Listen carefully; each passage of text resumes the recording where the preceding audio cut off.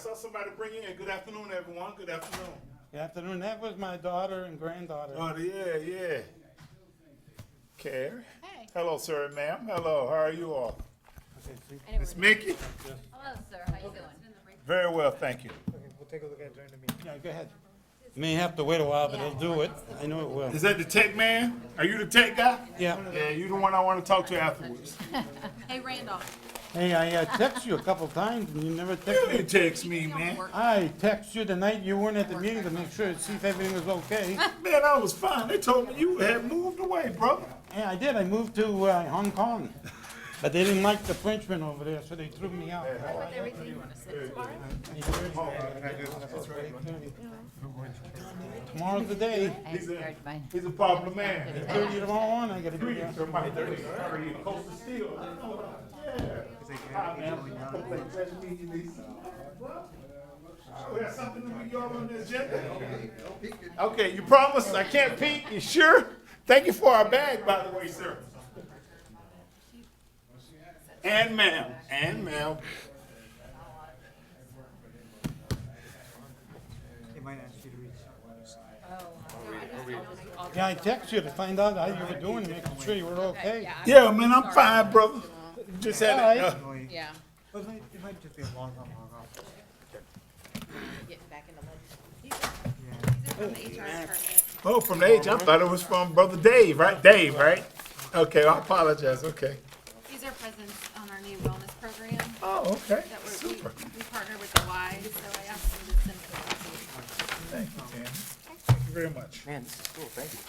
Jerry Sansom, I was trying to speak to you when talking to Representative Mayfield, sir, yesterday.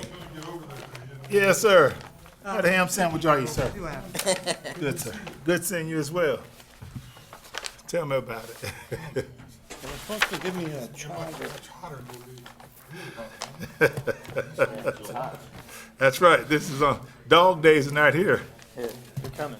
They're coming.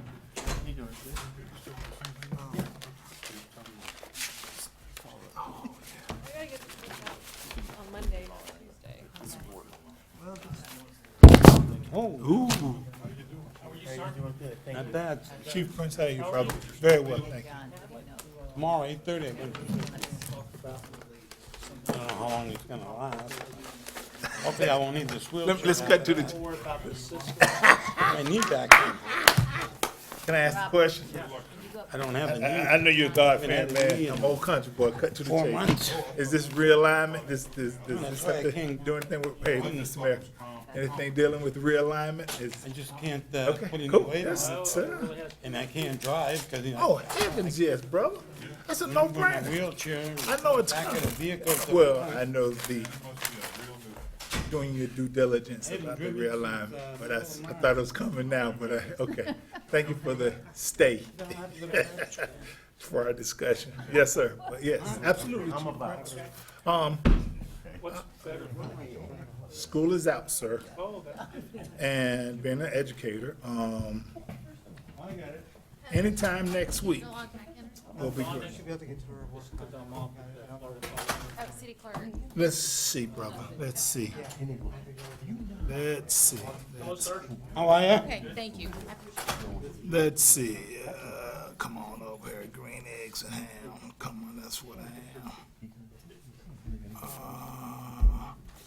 Give me. If you got the money, honey, I got the time. Everything's finally catching up, sir. I'm sorry. Put a little smoothing thing on before the jam. Okay, so we're talking about the 20th through the 25th, or the 19th through the 25th. Okay, Chief Prince, what about that last week in the month of July, sir? Can we dance with that party? Okay.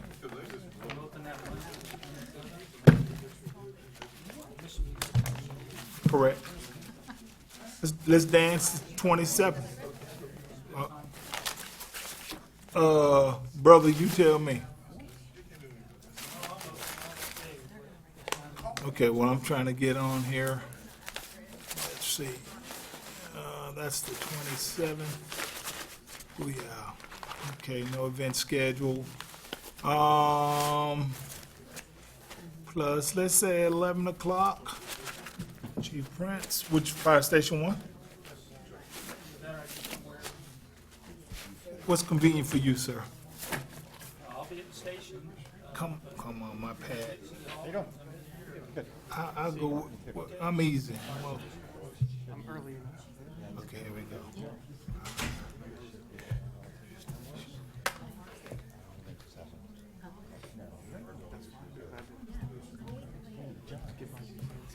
Number one, come on, green eggs and ham. Handed you the meeting.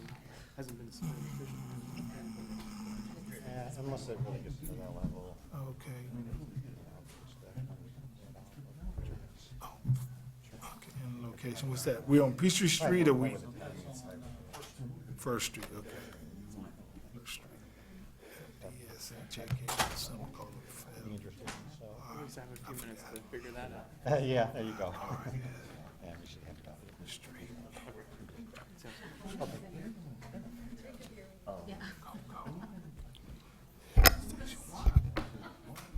Yes, sir. What, we said 11, sir? Yes, sir. That's the 27th, so that'll be 11 a.m. Okay.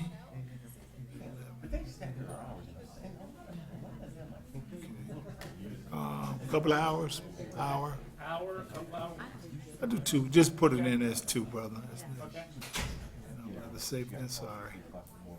Cause you're well worth it, brother.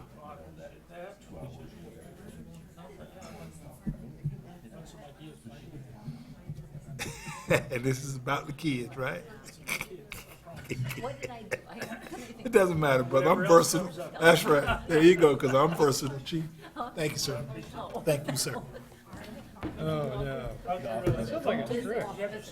No, tomorrow morning, I gotta go, yeah, I gotta be there at 8:30. In a few months, you're gonna turn that whole farm over to you and say, you know what? Hopefully, Allow. can't wait. Get rid of this wheelchair I've had for too long. Good luck with that. We'll be thankful for it. I'm hoping, Okay. then I'm gonna go to Melbourne Terrace for rehab for 10 days, and then hopefully I should be ready to rock and roll. Yes.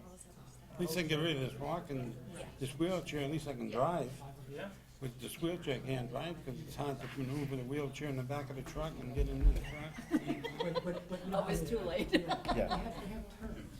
Hopefully this is the last time you see me in a wheelchair. Yeah, me too, yeah. Yeah. Yeah. Access? Okay. I'm not saying access, I'm just saying in Okay. general. But see, you are there and they don't care. They don't care. Okay. I thought you were taking off. I am, starting this Thursday. Oh, I'm off tomorrow. Yeah. Well, I- You enjoying your summer there, Mr. Mike? Sir, yes, sir. It is quickly. Going by. Yes, sir. I got the Green eggs and ham, my We're already in the friend. middle of July. Oh, okay. and I was gonna have, City of Cocoa email check. Holidays check. but I Done. want to Okay. change my car out, Okay. but keeping it for service. will be Okay. on. Okay. Don't look like it's gonna be too much of a... Alan, how you doing, brother? That can do it. Tom, Jarhead, my Marine sister. I just want to go in the morning. Don, this, well, you know about Don, man. Yes, sir. Yes, You're ma'am. off the You hook, know. I'm going to meeting. He's a jarhead too. Sure, that's what you want. Boy, is he a jarhead. But she's better looking than me. By all means, amen. I would rather be, Yeah, I a car. Hello, hello, hello. Something I want to share with you. Nice to see you. Same here. Got surgery tomorrow? How you, Mr. 30, I gotta be at the hospital. I mean, I could be wrong, but I think it's. School board, or, okay, so you want to talk about the charter? Better, they better, I tell you. It'll be the 5th time. Tired of sitting in that chair? Charter review. I haven't driven since little March. I'm sure you're gonna make sure we have, I mean, the league is sitting someone, but, I'm sure I'm hoping that someone. have to practice a little bit. I want you to drive, it's, Calls up in. It's like riding a bicycle. been driving, Yeah, don't tell you people don't sign it. It's like riding a bicycle. been driving 51 years. Why you doing that, man? Yeah. Exit Street. Oh, look, got my, Cabinet, put that in our. yeah, we got a, I told him I want an autograph copy. Did you see the article? I didn't look at it, not yet. There's a big article on him. Oh, Captain Ed Lanny. I don't know. I think I'm gonna, you're looking at him, Art. Autograph copy.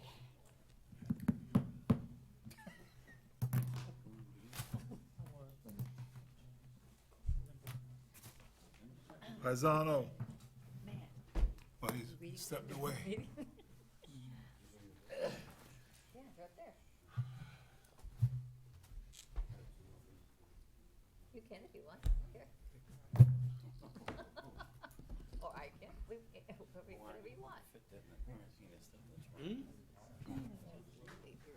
I don't like your bigger ones. How you doing, sir? No.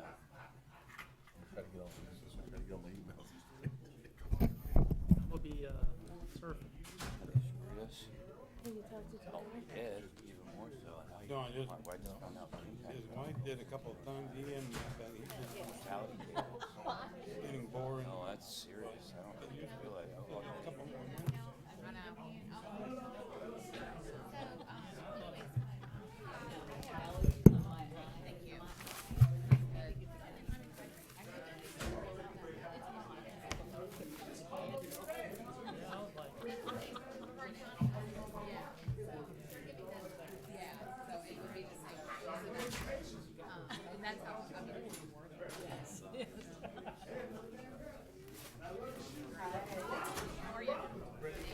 How's your body?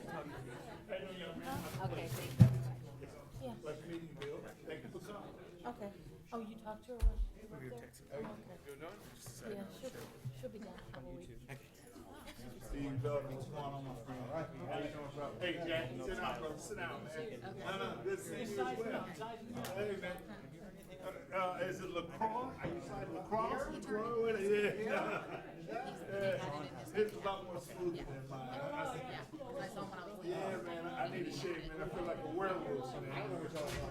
Yeah. Better enjoy it while you can, my friend. Yeah, no. I'm doing a lot of. So, yes, sir. And? I don't know, they won't let me look. How you doing? Hi, Excuse me sir. for interrupting. I asked, and they told me I couldn't look. So, Mr. Weaver, what's going on, sir? More than two. Well, right now, Like the rest of us. History Street, as soon as you Jackson Street. I drove by there today, talked to, I know, but we're working hand in hand. A little collaboration, communication, brings on a bunch of cooperation, so. Definitely. Absolutely. Absolutely. But I just want to tell you, appreciate it. Thanks, sir.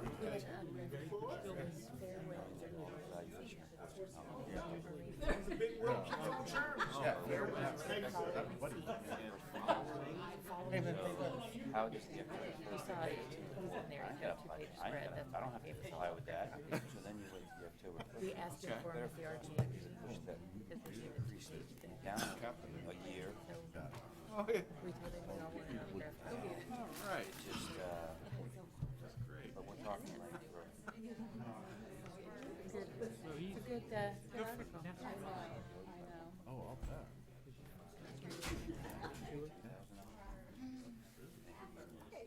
I mean, that's some stuff. That's not right. No. All right. How was the meeting, man? How was, Buckhead? Georgia? Talk to me. Stone Mountain.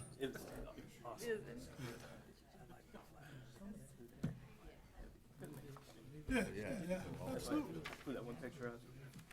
Yeah, absolutely, bro. No, your sister lives in Stone Mountain or what? Well, yeah, it's right 5 minutes away. Okay. Yeah, I know where you at, brother. I know exactly where you at. Beautiful area, my gosh. Okay, so we can get rolling here. Everybody ready? So, Jerry? Yeah, I understand what they do. Ready to go. Okay. Dunn's gonna get operated on tomorrow? Yes, sir. You gonna give Tyler a shout out or whatever? Yeah. Okay, okay. Have you talked to him? I just emailed him, just waiting patiently to hear from him back. I'm waiting for like, instructions to visit. Yeah. Waiting. Yeah, he's not. That's what we're having. Where's my man? Okay, let's roll. Just to advise you right up front, the live stream is only gonna be able to be viewed through YouTube channel. There's a problem with the Granicus live stream. So that why I can't get on? I No, can't- that's not why. That should be Okay. fine. Where's my man at? Go ahead, Mr. Man. Okay, ready? We ne- He needs the IT, yeah. Okay. Yeah. Oh, okay, it's not streaming. Welcome, everybody. Thank you for coming this evening. As we get going, the dog days of summer, so it's not a really big agenda tonight. Chief Prince, would you do the invocation for us? Absolutely. Thank you.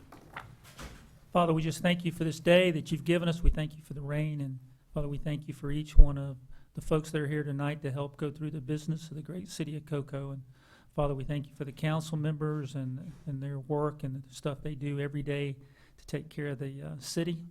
So Father, we ask you to be with us tonight as we make decisions, and we all ask this in Jesus' name. Amen.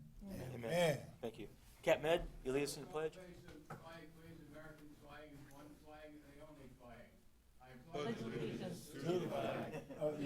America, and to the republic for which it stands, one nation, under God, indivisible, With liberty and justice for all. Thank you. Very good. Okay, we'll get a roll call. Mayor Here. Parrish? Here. Deputy Mayor Warner? Here. Councilman Blake? Present, ma'am. Councilman Bover? Present, ma'am. Councilman Furbish? City Attorney Garganese? I'm here. City Manager Takanich? Here. Thank you. Okay, so we move to the approval of the agenda in the minutes. I'd like to make a motion, Mr. Mayor, that we approve the agenda for the regular meeting of July 14th as presented. Also, they approve the minutes of the District 3 Town Hall meeting of June 16th and approve the minutes of the regular meeting of June 23rd. Second. All in favor? Aye. Aye. Any opposed? Okay. And we'll go to presentations, awards and presentations. Steve?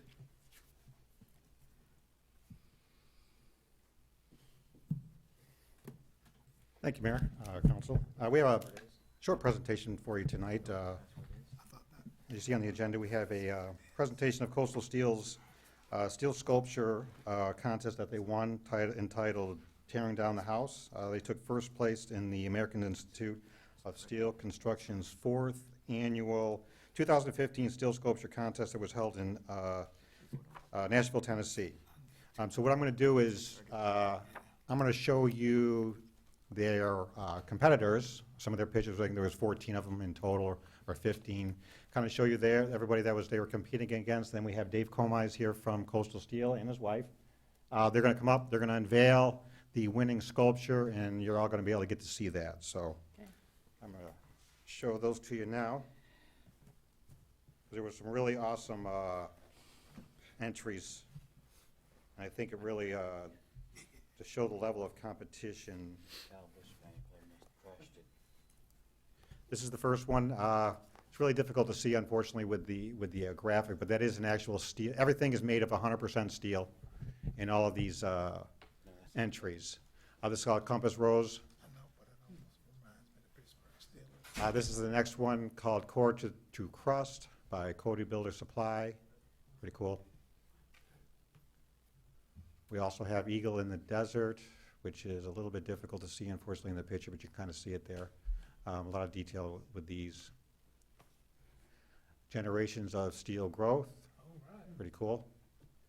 Oh, look at the tire swing. That is cool. Yeah. Excuse me. Jeter. I'm not sure where they got that name from. I don't think it's from Derek. See, the manager told me. This is making music with steel, also pretty nice. And we have opportunity, very simplistic, but that is, again, that's all made of steel, so, Wow, impressive. yeah. Pedal to the metal, that's pretty good. That's nice. A lot of intricate detail in that. Standing the test of time.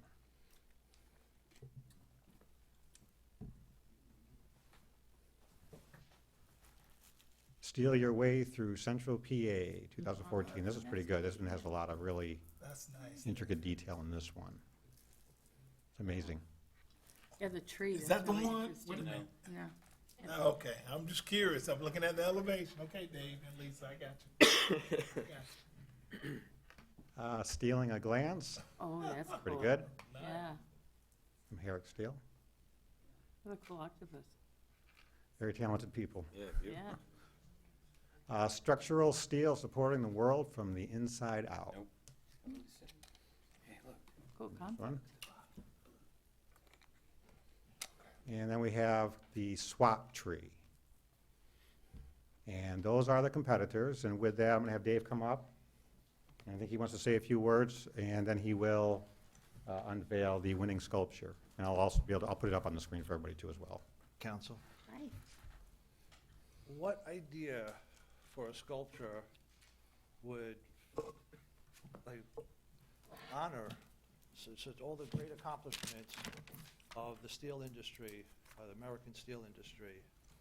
Well, first thing that comes to mind is the Statue of Liberty. The first thing that comes to mind is the Empire State Building. It just draws attention. Everybody loves the Empire State Building. For over 40 years, she stood as the tallest building in the world, admired by everybody, a true testament to the steel industry. So how could you make a sculpture pay that type of honor to this industry and capture the hearts of children and young and old? So we decided to make it come alive, and that's exactly what we did with this sculpture, where we captured the most unforgettable scene from King Kong on the statue. The statue here, where it was on top of the Empire State Building, Awesome. That is cool. and the picture's up here. All right, cool. Well,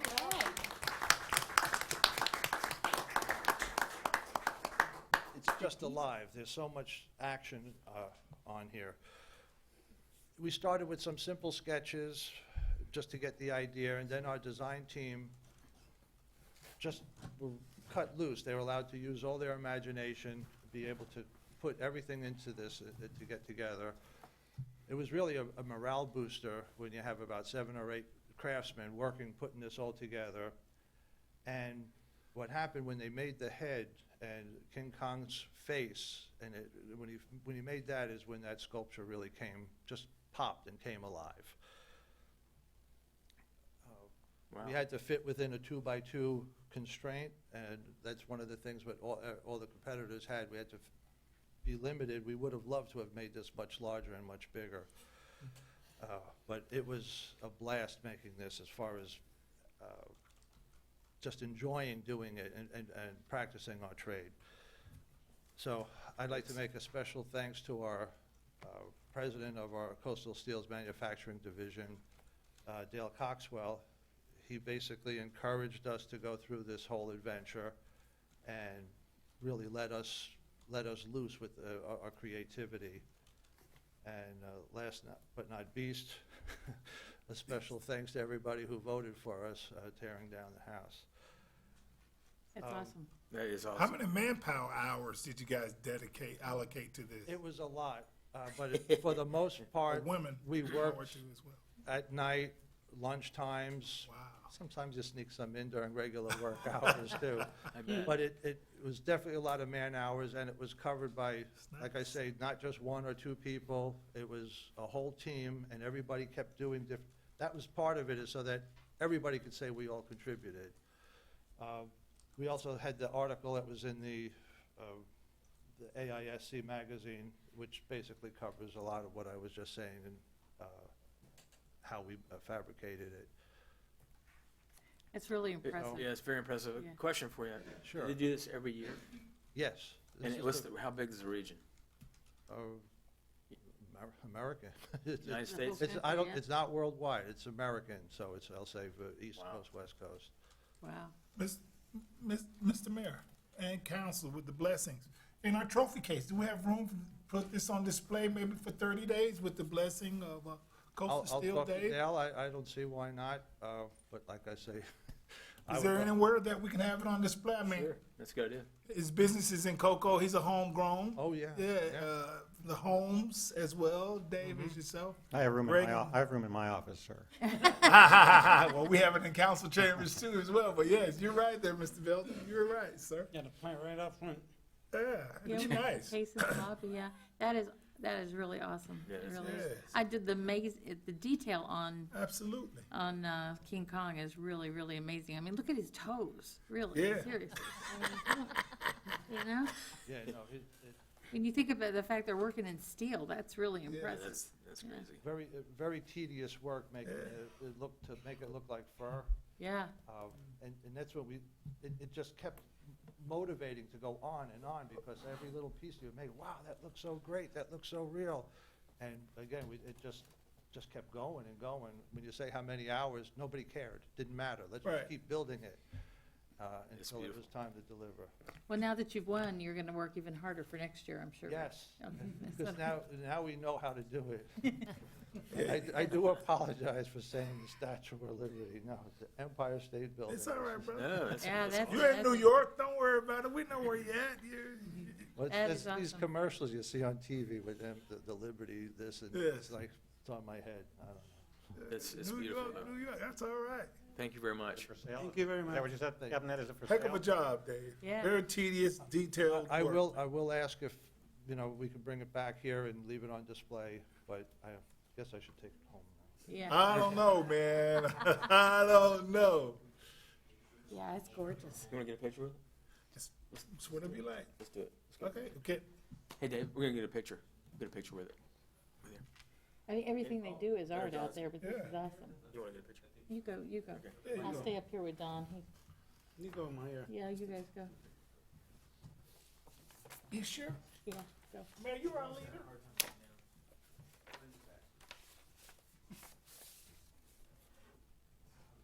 Get one with yourself first, Mr. Mayor. Go ahead. I'm coming.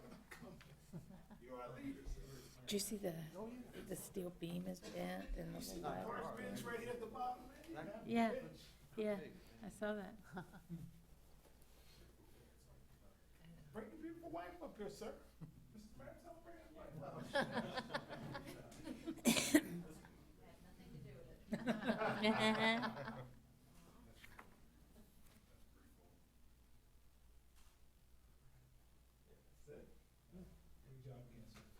Mike and Nick, before he walked.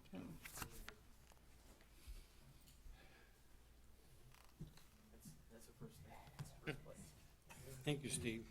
Yeah, that was awesome. All right. You did all the work, Steve.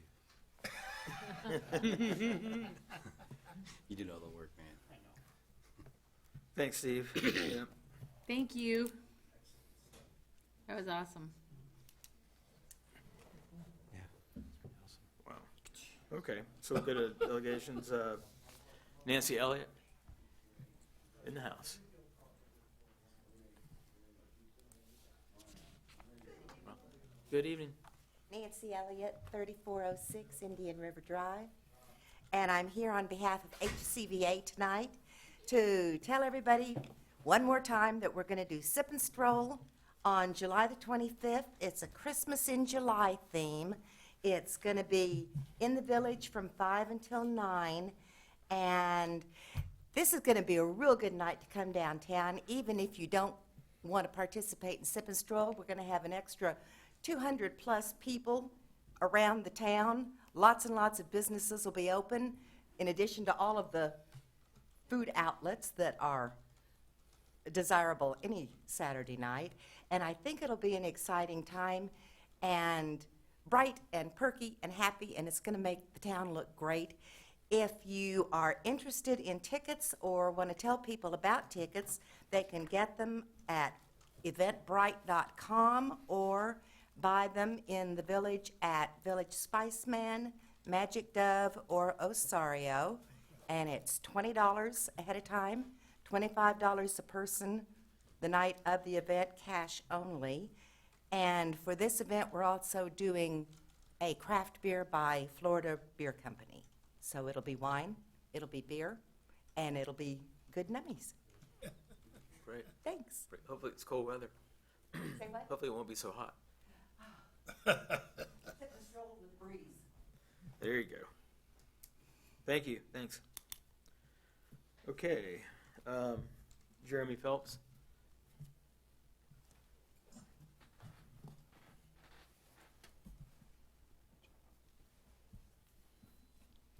Jeremy, how you Mayor, doing? Council, thanks for having me again. Jeremy Phelps, 111 Peachtree, Cocoa, Florida, here for the historic Cocoa Village Playhouse.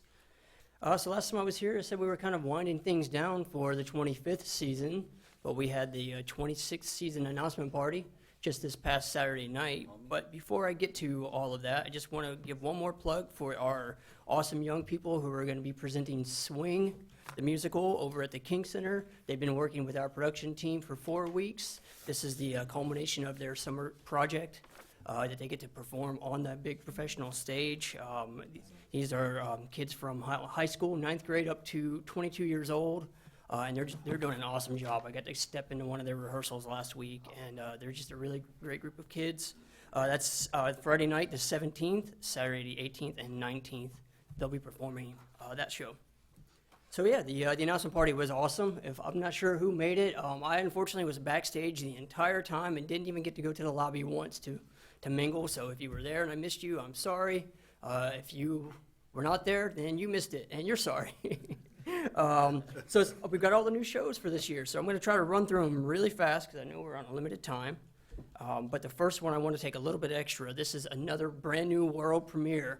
We're really pleased to once again work with award-winning composer and lyricist Tony McCauley, once again on a brand new original show that we will be the first ones to ever do it. He's developed it for our stage specifically. This is called Sherlock in Love. So this is about the famous detective as he's trying to hunt down Jack the Ripper in September. So that's September 25th through October 11th. That's going to be an exciting new show. We'll have all the information online in the next few days. We're still trying to get the new website compiled. It's a lot of work. I promise by the end of the week we will have all the information on our website, CocoaVillagePlayhouse.com. So after that, we move into our I'm only going to go over our main shows. I know we've got a lot of our Broadway bonus and our kids shows. Again, I'll get those up online, but today I'm going to stick to our main Broadway and Brevard. Chitty Chitty Bang Bang, the family classic movie. We're bringing to the stage. We're going to have our flying car and the classic songs. I'm not sure how we're going to do that yet. As a production team member, I'm like, okay, this will be a fun challenge, but I'm really looking forward to that. January 29th through February 14th, everybody got really excited when we announced Andrew Lloyd Webber's favorite, Cats. So we are going to have Cats at the Cocoa Village Playhouse stage. It hasn't been done around this community that I can remember. I've been involved for about 13 years, so if anyone has seen it since... Broadway is a... Yeah. So we're bringing it to Cocoa Village, and it's going to be a really exciting show. After that, we're gonna switch gears a little bit. We're gonna go to more of a classic. The show Sugar. You may not know that title, but you may know the classic film Some Like It Hot, and that's what it's based off of. So March 11th through March 27th, Some Like It Hot. Sugar is going to be on our stage. So I think we've got a great mix for everybody. This season, we're trying to reach out to many different communities and many different types of people. So we're all community? What's that? The singing community? The singing community, yes. The singing. That's why I'm chuckling over here, Jeremy. But go ahead. Tyler, hey, Space Coast in all Singers. fairness, Tyler's not here to badge this month. That's fine. So then we'll go to In the Heights. This is a newer show, maybe more contemporary music. It's a great story, a very dramatic show. April 29th through May 15th. And then June 24th through July 3rd, we have the show Dreamgirls coming to the Playhouse stage. So that's going to round out our Broadway and Brevard shows. As we go throughout the next few weeks, I'll go and run through all of my Broadway bonus shows and our Stars of Tomorrow. Hope to have it all on the website pretty soon, within the next couple of days. Appreciate everybody for letting us speak, and looking forward to the new 26th season. And if you can, get out to see those awesome young people at the King Center this weekend performing swing, because they've been working really hard. I've got a question for you. On the new show you have coming, Yes. who didn't he develop one before that? Yes, he developed Building Up Buttercup. That's right. And that was- went big. That went huge. Yeah. And then he also wrote Windy City, which we were one of the first community organizations to be able to do that one too. So this is our third project with Tony McCauley, and we're really excited anytime we can do that, because he's just an awesome talent. And he lives well, as we like to call it, Cocoa East, Cocoa Beach. Part of the year in London, part of the year, East but Cocoa. he flies back to work with us. So that's a really, really great privilege there. Great. So thank you guys. Can I ask a question? When is Dream Girls. That's the story of the Supremes. Right, when is this taking? That is that is going to be June 24th through July 3rd. And I don't have the audition. Next year. No, yes, next year. Yeah, okay, Yes, 20. So, You have so to that's remind us. 26, a little bit of a year. Well, in the slot that we just did rent. Right. So that's when I'm we'll cool, do that. brother. So we've got some time. We've got some time to get that show cast. So we'll get the auditions up as soon as we can get those dates settled, and we'll make the announcements then. Thank you. Hey, Mike, you'll have to remind us, because we won't remember next year. Okay. That's good. No, thank you very much. It's getting exciting. I asked Jerry Sansom, our lobbyist, to show up, to come and give us a quick report on the end of session. Jerry, welcome. Thank you, Mr. Mayor. Jerry Sansom, 225 Rockledge Drive, or P.O. Box 98, Cocoa, Florida. The 2015 legislative session is now officially over. Thank goodness. We talked after the regular session ended, and they were discussing, had planned a special session to handle the budget, and they did. And with the tremendous support of our legislative delegation, every single request that COCO had, except for the Justice Center, got in the budget. Now, unfortunately, the governor,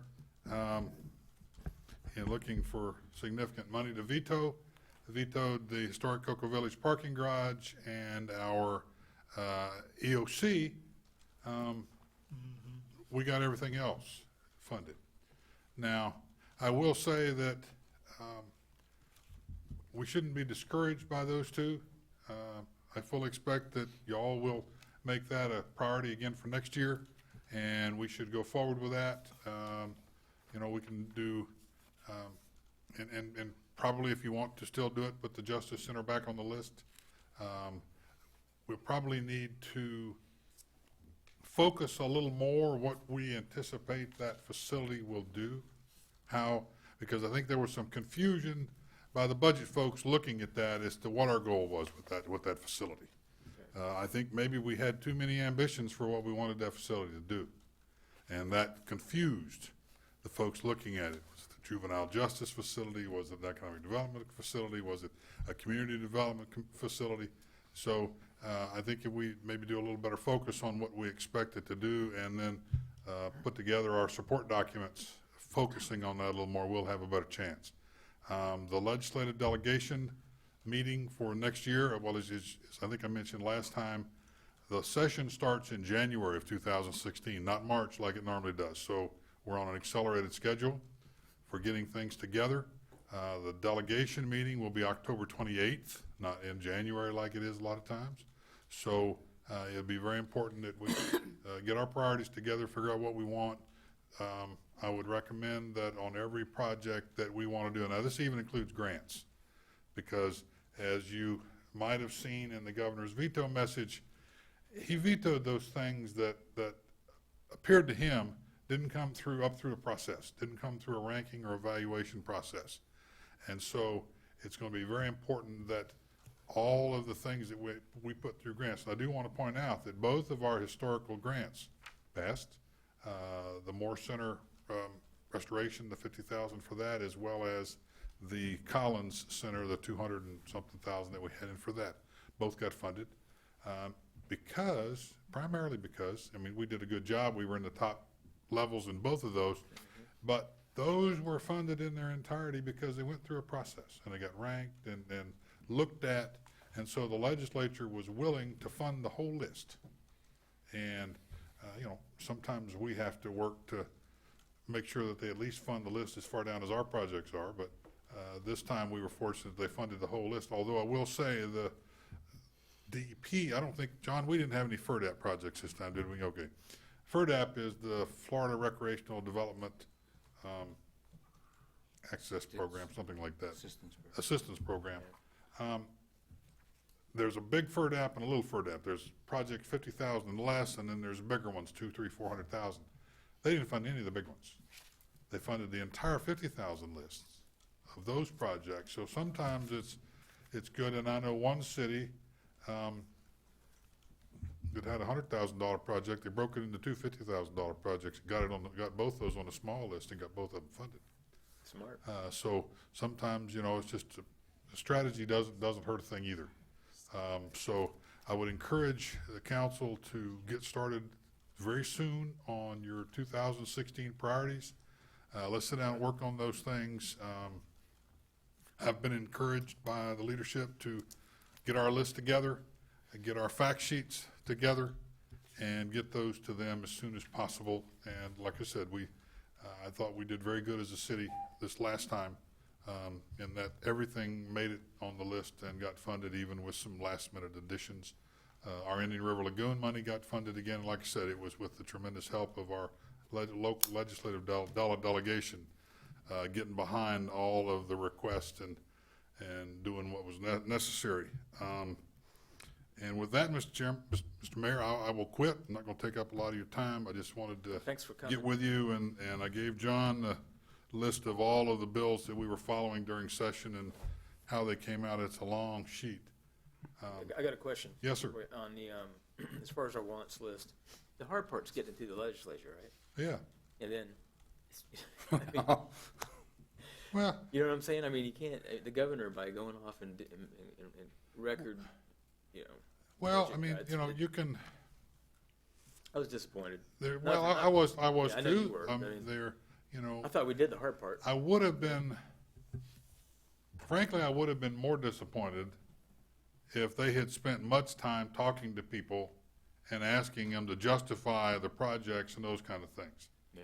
They didn't spend any time with that, as John and I know. John and I were working that week after the budget was approved, well, even before the budget was approved, when it got on the table, and they had the 72 hours even before the vote. We were working on getting with appropriate staffers to educate them on our projects in the budget. The two that we had vetoed, one of them, we got them all the information that they seemed to ask for and have any desire for. The other one, it was kind of funny. After the budget officially got on the desk, the folks that we'd been talking to, they weren't answering the phones anymore. Yeah. So, I mean, it was clear that, or at least clear to me, that things were going what I call in-house. And That's true. there was a plan that we weren't really going to be able to affect. Yeah. And so I'm disappointed that we didn't get that, but I'm not terribly upset because it was a big ask. It was a big lift. Yep. I mean, $2.25 million for a economic development parking structure is a pretty good ask. And but I think it was. It's in a region of a city that probably needs it more than any city in the. Oh, absolutely. I mean, it's a in good Florida. thing, and you know, we've got good rationale for it. But as I said in the previous time I was up here, when the federal government came through and said there's about $1.3 billion of stuff that we're not going to fund anymore. In Florida, you got to figure out how much of those services you want and how much of that you're going to fund yourself. Yeah. That changed an awful lot of Yeah. the dynamic during the legislature. I mean, they had about a $750 million economic development package, tax incentives, tax breaks, economic development that they were moving through, and they had to cut 400-something million out of that. Wow. So there was quite a few business development things that would have been good for the state that just didn't get done. Yeah. Jerry, you So- did a great job. Well, I And, appreciate that. And what we're gonna do is we're gonna work on it earlier, and then we're gonna probably run it through you a few times and sharpen it up, and then work with legislature. Absolutely, and all, you know, we just need to sharpen up a little bit our one pager. I mean, in this business, one pagers are the rule. Yeah. If it takes more than one page to explain it, they're not gonna have time to look at it, and it's amazing sometimes through the use of graphics and colors and the right words, what Yeah. you can get done in one page. Yeah. So that's really the task. What was it? Who was it? I don't know if it was Mark Twain or what says, I would have been briefer if I'd had more time. You know, it takes time to develop a concise message. Okay. So we appreciate it, and looking forward to continuing to work with y'all, and we'll keep making the great things happen in the city of Cocoa. Thank y'all. Thank you. Thanks, Be Jerry. glad to answer any questions. Any questions or anybody? Real quick, if you could reiterate again about the funding for the Jewel and Leon Collins building right there on Lake Avenue, how much did they receive from the state? Sir, you just, Yeah, I'll find it. please. 230. Was it $250,000? It It was in that neighborhood. I thought it was 255 or something. Yeah, that's what I'm thinking. Hang on a second. And the Moore building too as well? That one, the Moore building was 50,000. It was a that's- small that's- project. Porsche. The Moore Restoration Fund was 50,000, Oh, the restoration. and the Leon and Jewel Collins African American Heritage Museum project was $230,256. Yeah, but what's the match on that, John? It was about 100, it was like 25% match on it. Yeah, there wasn't a lot of match on that, but I will tell you that the amount of match we put up did impress the Arts Board, the ranking group, because I also went to Tallahassee for that. And they were pleased to see what the city was putting up, because a lot of those kinds of projects, folks ask for all of it. And I can tell you that both the legislature and the ranking agencies, they like to see that we don't mind putting some skin in the game, that it's important enough to us that the community comes forward and says, you know, we're willing to go out and have, you know, fish fries and barbecues and whatever we have to do to raise the money locally to do our part, and we just need some help from the state, because there are extra regional benefits to these things. All right, Jerry, and last thing is, for the audience and for me, on ranking, what do we do about going back on our wish list, and our want list, and we're gonna sharpen it up? How do we get it ranked, you know, just? We don't, the ranking comes through the ones that are part of a grant process. As John mentioned, when the governor put out his veto message and he vetoed the Emergency Operations Center money, which we were one of the few that got funded in the budget, I can tell you that. Right. He vetoed our, was it not, 500,000, that was in the budget, that we didn't go through the established process. And of course, John's comment was, what is the established process? That's There what- is, that's there what I'm is no established process for FEMA EOCs. doesn't have a grant for it, FEMA doesn't have a grant for it. So that was one where it was kind of, well, I'm gonna veto this and let me find a category to put it in. So, And I hopefully think the next year- category was, you didn't follow procedure. Well, there is no procedure for getting an EOC in the budget. Hopefully but, next year he forgets that. Next year will be a different year. It'll be different. I would like to compliment John, you know, on his responsiveness during the legislative session to when I had questions and had needs. He was always at the other end of his cell phone, and even to the one where, you know, the EOC was a $1.8 million ask, and early on in the process, we agreed that it was prudent that we would go into most of these things with a 50-50 match. That if they were willing to go halves, the city would find the revenues. And I can tell you that is one of the critical parts to getting that parking structure on the budget. Yeah. Was the fact that Cocoa was willing to find revenue sources to partner with that we weren't asking somebody else to give us all the money for that. But when, at one part in the conference process, the House had the full $900,000. The Senate didn't have any money in there. They went through 2 negotiations back and forth, and the Senate didn't come up with anything. And at one point, the Senate came up with about $6 million worth of projects that they were willing to put some money in, but they were only willing to put $500,000. Right. And so I called John, and I said, John, are we willing to take the $500,000 rather than $900,000? I said, because my gut tells me that this is a one-time offer on the part of the Senate, that they want to see if we're willing to budge or not, along with another dozen or so other projects.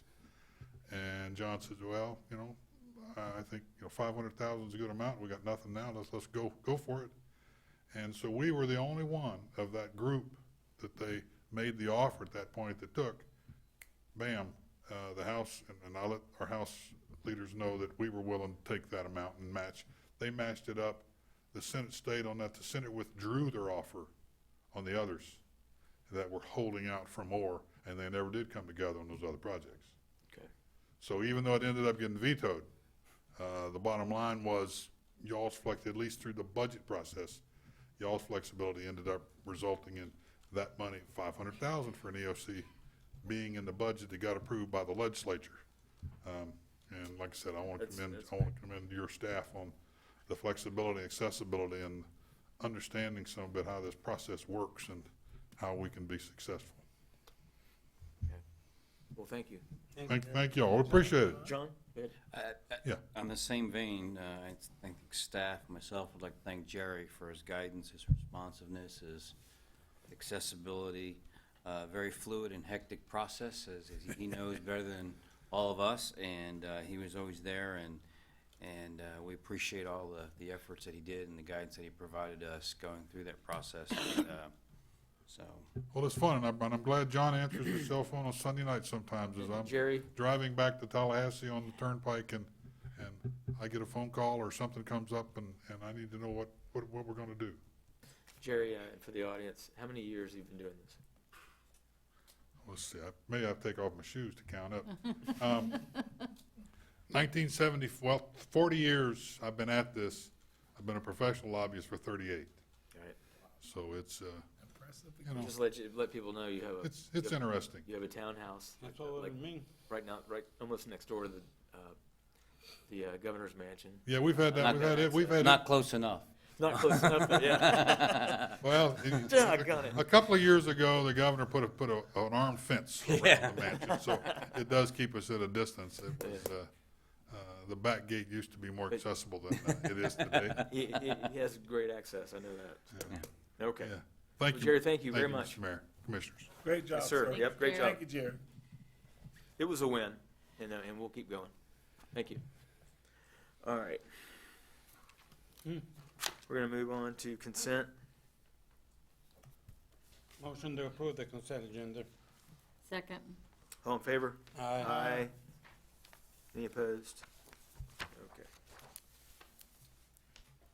And no public today. We'll go to, Tammy? Yes, sir.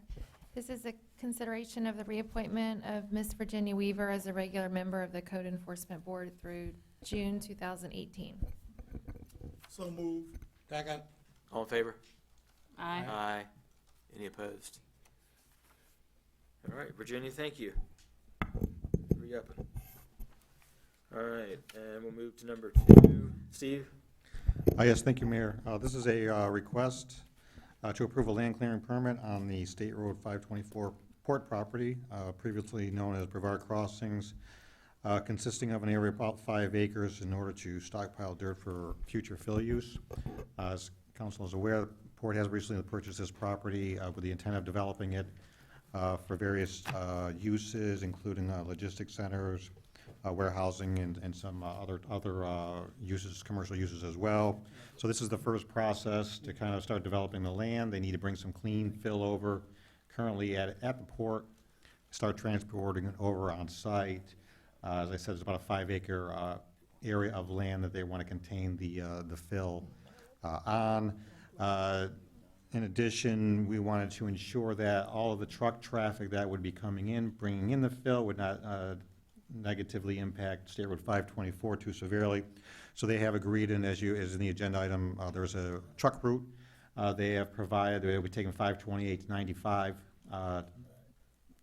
turning east on 524 into the site, so they will primarily be avoiding the site to Industry Road Right. segment of 524. So We're they'll not be- equipped to take the trucks. Exactly. So they- yeah. So they will not be impacting that. This is a little bit unusual. Typically, a land clearing permit doesn't come to council, but typically it would just be a staff level approval. But since there is no, they don't meet the other conditions such as a approved site plan or some other requirements, we did have to bring it to council for approval. We do have with us this evening Bill Crow from Port Authority. He's available to answer any questions that you have. He's their engineer Bill, come up. and be happy to come up. How you doing? Council, Mr. Mayor, my name is Bill Crow. I'm the Director of Civil Engineering and Construction for the Canaveral Port Authority. And it's an honor to be with you here tonight. We're grateful for the City of Cocoa's partnership on this project. I can tell you that the level of communication and professionalism that we've received from your staff has been outstanding, so we're grateful for that. Would be glad to answer any questions that you might have. Well, first of all, we're all excited. So this is going to Good to hear. It is a great project. I am What a too, that's my catalyst district. project, right, John? What's All that? right. It's be a catalyst. It's Yeah. it's going It's to interesting. help 524 and that whole region there. It is an inland logistics center that we're planning. It's 270 acres, so it'll be predominantly warehouse space. Ultimately, when it's built out, we plan about 2.5 million square foot of warehouse space, retail space. There's plans for a hotel, room for a hotel, and a fuel station. So this initial phase is a material transport effort. We have about 500,000 yards that we need to bring to the site to grade it, to level it. We're currently bidding this project out at the port. It will be in two different material transport phases, each one lasting about 4 months. So we're going to do about 250,000 yards. That's going to be sufficient for our phase one, and then we'll follow it up with another 250,000 yards for the complete build out. Yeah, on the You gonna put restaurants in there also? Restaurants, yeah, a little bit of retail, but predominantly it will be a major warehousing center, an inland logistics center. Don lives across the street, just about. So. Yeah, Fantastic. people keep bugging me about restaurants because I'm tired of going to DL. Any requests? Yeah, Dunkin' Donuts. Dunkin' Donuts? What else we got? Dunkin' Donuts and anything, Applebee's and. Ale House, Ale House.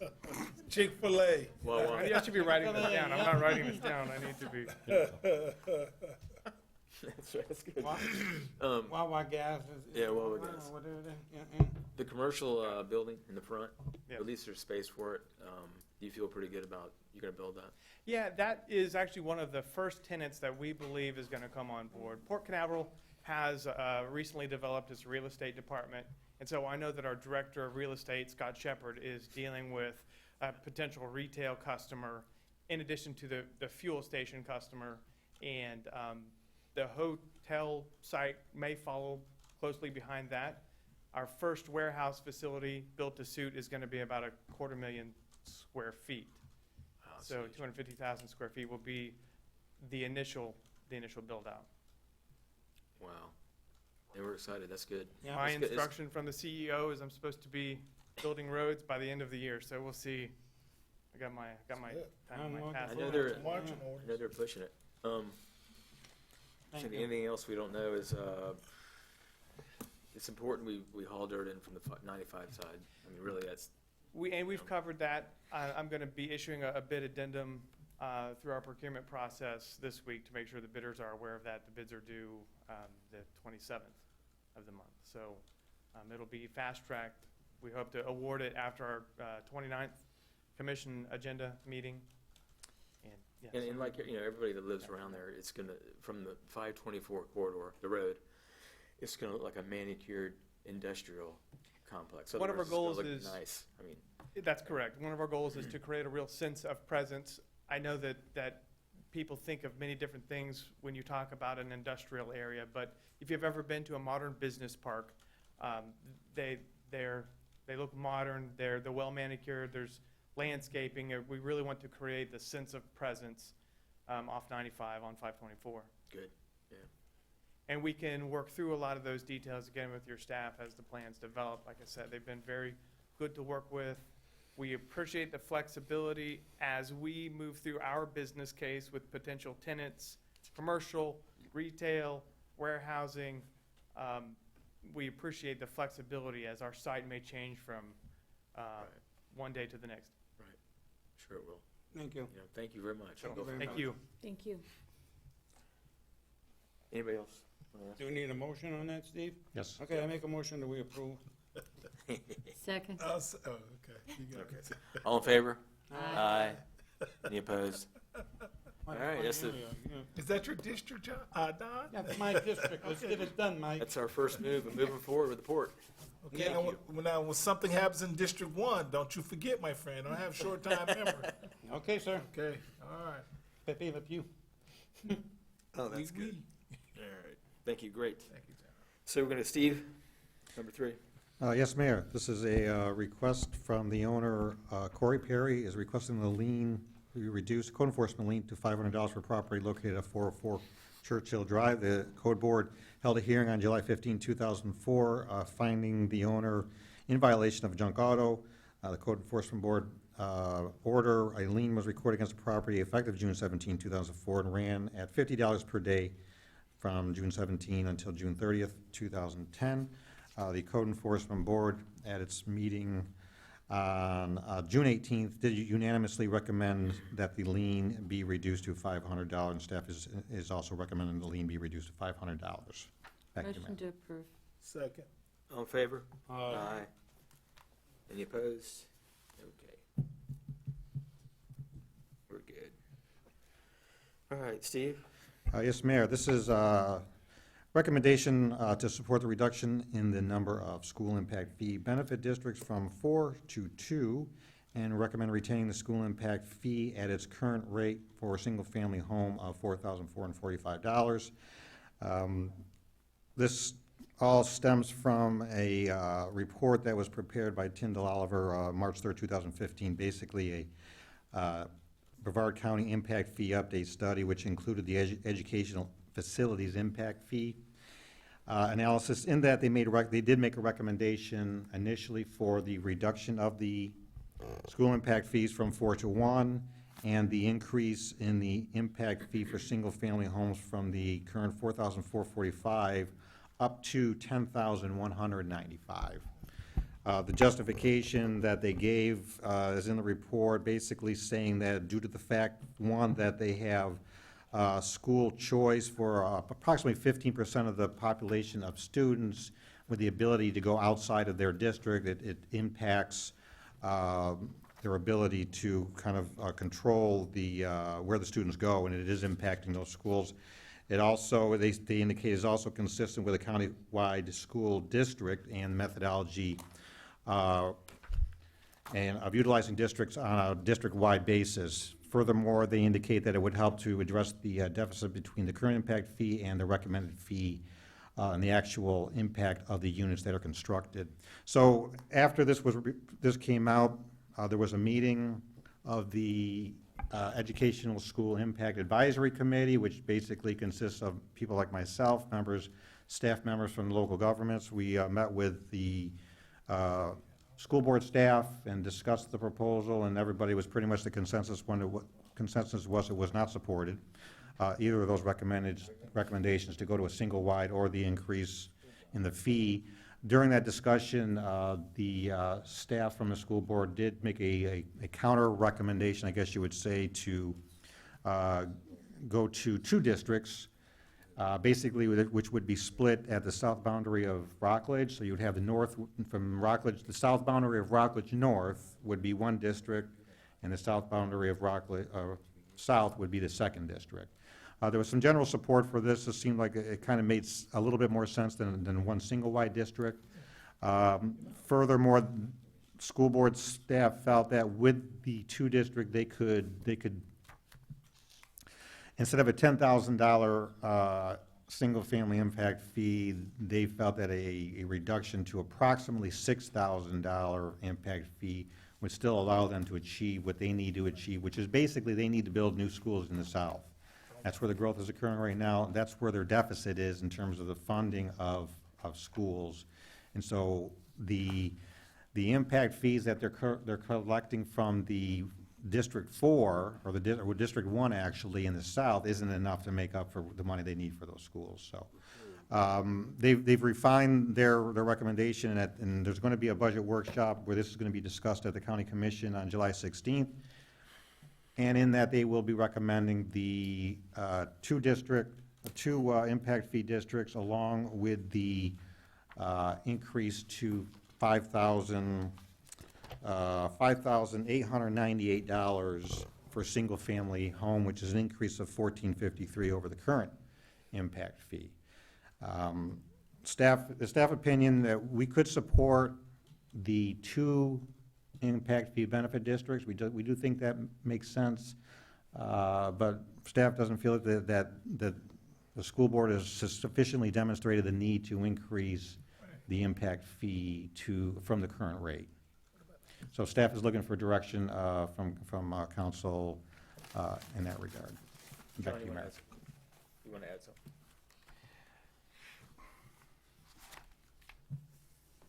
You go back 2.5 years, 2 years, about 9 months.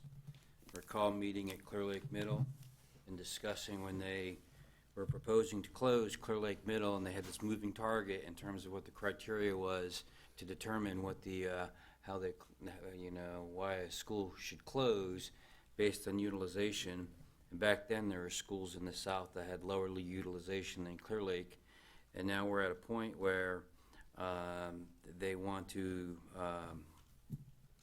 collapse, the impact fee districts, but they don't want to address the issue of school concurrency boundaries. And then they want to raise the impact fee. And in Steve's agenda item, it shows you there's some history there, at least in terms of what the capacity is of Cocoa Junior Senior High at 98%. And they're using 10, portable to get to, for that additional demand, in terms of the future years. So, I mean, it concerns me that what we said would happen is not 3 to 5 years down the road, but it's already here. Right. We all said, all the parents, the teachers, the students, all the citizens come out and spoke in opposition of Clear Lake. And I know they made that decision and they've moved on, but it's, now they're asking the north, essentially the north end to, by creating these districts, because I think they originally wanted to go to just one, and then they backed off of that because they realized that, that they probably would have a lot of opposition. And I guess what I find interesting is if you look in this packet that Steve provided you, and you look at the study while they're asking for $5,898 or about $5,900. In our city specifically, in terms of what the impact is, $5,900 is going to make a big difference when you're selling a single-family house. Anywhere from $160,000 to $180,000. That's going to add to the bottom line, and it's going to affect our ability to continue to grow, and to grow, in subdivisions that were mothballed for years that are now coming back online and growing. So from the city manager's perspective, I'm kind of opposed to that. And then what I was going to share with you is, because they have a chart in here, and they compare themselves to where they are as it relates to the other surrounding counties. And what I found interesting was, with the exception of Osceola, which is, I think, I'm trying to find it real quickly, and I apologize. I had it, and then I flipped. Not literally flipped, but I flipped the page. Yeah, here we go. Osceola is sitting there at $8,700. $8,700. Orange County, $6,500. Seminole County, $5,000. And Volusia, $3,000. Those are arguably our competitors for population and for development within the Central Florida region. And when you're looking at Seminole County and Orange County sitting at $6,500, we're going to go to $5,900. And I just think, I don't think this is the time, as the housing market is, while all indicators suggest that everything's doing well, For the city of Cocoa, personally, for us, within our, for us, we have lagged behind some of the development activity that is happening elsewhere. We are starting to see it now, and to add more money onto the cost of building a house. Think of all the homes that we're trying to get done in our more disadvantaged areas. I mean, we can build a house right now for $115,000, and it appraises for $75,000, $80,000. Throw another $6,000 onto that, and with the new lending requirements, it's at either appraised or sales price, whichever's less, regardless of our if we buy it down, through our housing programs. The city of Melbourne, in the package you have, they voted to oppose, or they recommended to the county commission that they oppose the changes to the impact fee benefit districts, as well as to the in-school impact fee. It'd be the city manager's recommendation that this council do the same. I think we certainly have a more tangible argument over the potential impacts. Certainly want to be responsible and allow development and growth to pay for itself, but you can't get to a point where we're just starting to get that growth and development and then cut it off by adding more, fees. So you're with the recommendation? I'm totally with the recommendation in terms of, opposing the 59? leave the impact fee where it is, and leave unless they want to talk school concurrency boundaries, and maybe do school concurrency district-wide, they should leave that alone also. Mr. Blake? Yes, sir. Mr. Belden, thank you very much, Mr. City Manager, for your detailed information. Let me ask you this. Just say hypothetically, will the dollars that's raised, will it remain in our district area, or will it go down south? In other words, I'm not trying to compensate those down south. I'm trying to keep my dollars local. With a one district, a countywide district, they would go south, because that is currently where the money is needed, is in the south. That's where they need to build the schools at this time, is in the south. So with one district, countywide district, that's where the money would go. Obviously, keeping it at the money would stay here. With two district, it would generally stay here as well. We have, if you look at the capacity of the schools in Cocoa, in particular the middle junior high, we're at capacity, and it's going to continue to be a chronic problem of the capacity issue at Cocoa middle senior high school, junior senior high school, excuse me, in the future. If you look at the schools to the north of Cocoa, they don't have the capacity issues that we have, so we would benefit from that two-district scenario, because we're going to see the need for it in the future. So at least with the two-district, the money we collect is not going to go south. Okay, here's my second phase question to this. Because of the redistricting of the boundary line, sir, Cocoa High's population has increased immensely. The closing of Clear Lake. Now, what other ripple effect will that have? Will McNair Middle School numbers diminish? Will Kennedy Middle School's number diminish as well? And I'm just trying to see what will be the ripple effect and the repercussion of this as well. Well, and I don't know if the changing the benefit districts is really going to have a direct impact in terms of the capacity or of those schools and in the future. There are projections out there on some of these feeder schools that do feed into the high school, and they are shown to increase or maintain their current levels in the future as well. But I don't know that there would be a direct correlation between however the impact fee districts are drawn up in terms of their impact on the school capacities. The reason why I propose that question to you, sir, is because from what I'm understanding, the numbers at McNair Middle School are diminishing.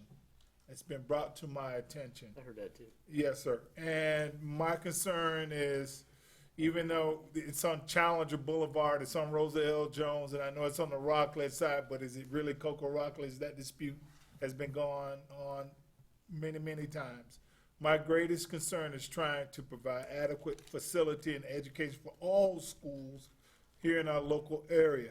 But people constantly ask me, with the recently last year passing of the half-cent sales tax, why are we increasing additional fees?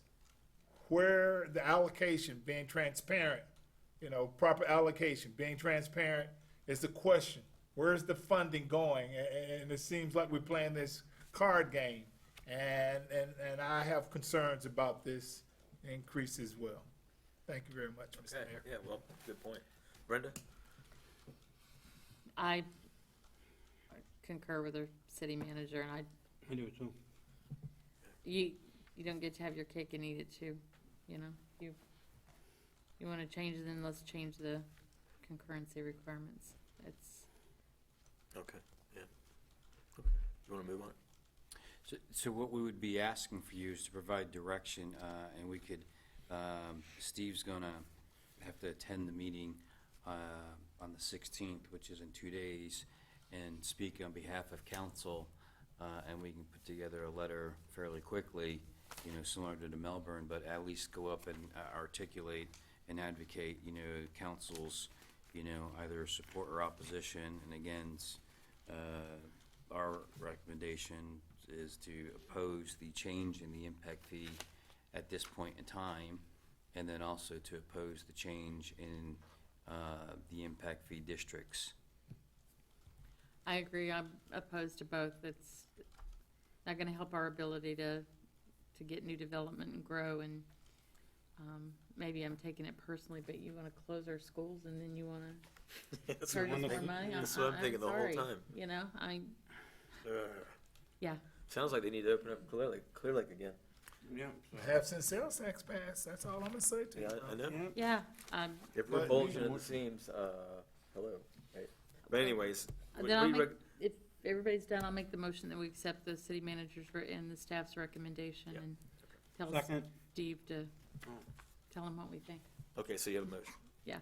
Second. Second. All in favor? Aye. Aye. Any opposed? Okay. John, thank you. Steve, Yes, sir. keep on top of it. Yes, sir. Thanks. All right. Now we got the fun part. Meg? The distribution of the popular annual financial report, otherwise known as the PAFR. In March of 2014, our auditors, Carls, Riggs, and Ingram, presented to council our comprehensive annual financial report, which is called the CAFR. This is a 195-page document that is very detailed and very cumbersome to read, and the average person is not going to sit down and read it. And the other issue is government accounting is so different than private accounting that sometimes it's hard to understand even for people who understand finance. So what we've done this for like 3 years, is we have created what we call the Popular Annual Financial Report, which is called PAFR, which is a condensed version of the CAFR, and it's at a high level. And during the strategic planning process, I was on the Fiscal Sustainability Committee, and one of our proposed goals to bring to council is to promote greater transparency in budgeting and financial matters. And this PAFR does that because it talks about the basic finances in more basic terms. It talks about the balance sheet, the income statement, and then it compares to the previous 5 years.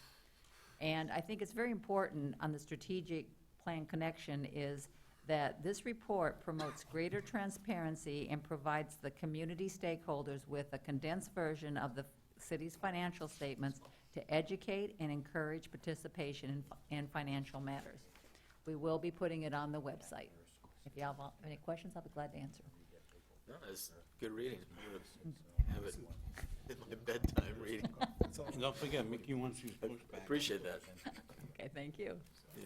And when do you need them back? We need a vote on it? No. Wait. The PAFR is this. What you Condensed have in front of you is the budget. That's the Yeah, budget. because right. Yeah, I mean, yeah. coming up. Yes. Oh, do you want to vote on the budget right now? Well, yeah, we can do that. No, Rollback no, rate. yeah. No, I think we all need to read it first. Yeah. I think Go we back have to the something else. rollback rate. Just for everybody here, Congress was able to pass a 2,000-page bill without reading it. I mean, ours is only 221 pages. Yeah, we're gonna read it. I'm focused on the 2,000 big pages of book, money. so the budget, Okay. I'll be reading that, thanks. Okay. Yeah. I know last year you want, or every year you wanted it back, but, Oh, well, if you open the first page, yeah. it, It says, please Please return this return. finance Oh, to there we go. finance for It's good. Okay. repurposing. Well, yeah, because these books are expensive. But, and keep in mind, between the workshop, after the workshop, we'll redevelop the, and I was gonna discuss it, you know, when we come to that point, but it just, after the workshop, based on your adjustments, we redo it, and then we can reissue a new budget, and we post it online, so not only is the PAFR online, we also post the, you know, the proposed budget, and then the one that follows the workshop, and then the one that follows the first public hearing, and then the final one. So therefore, the citizens can go through step by step and watch, you know, so again, the idea is to promote greater transparency with regard to what the city's doing with its funds. So, and the city manager Right. also cuts my budget too. he's laughing over here. Mickey, when will this report be online? Hopefully next week. Okay. Good. All right. And you're putting the whole 190 some odd page or just the 8-page version? No, we have, under the can get finance, both. part on the website, there is a whole section on all our CAFRs, and then we also have the PAFR section. Yeah, yeah, this is much easier to read than the 194 page. It's condensed. Oh, that's, okay. All righty. Are we taking action on this? Or are we just No. gonna get this No. stamped? No, no, All right. Thank you very much. thank you. No, thank you very much. Thank you very much. Now we get involved. I like that. It's good. Mm-hmm. John, I like that. All right. So we're gonna move on to the League of Cities. Yes. Carrie? Yes, I'll be reading the item, Oh, okay, Mr. Mayor. Tammy. Okay. This is consideration for the council's attendance at this year's annual Florida League of Cities Annual Conference and to designate a voting delegate for the conference business meeting.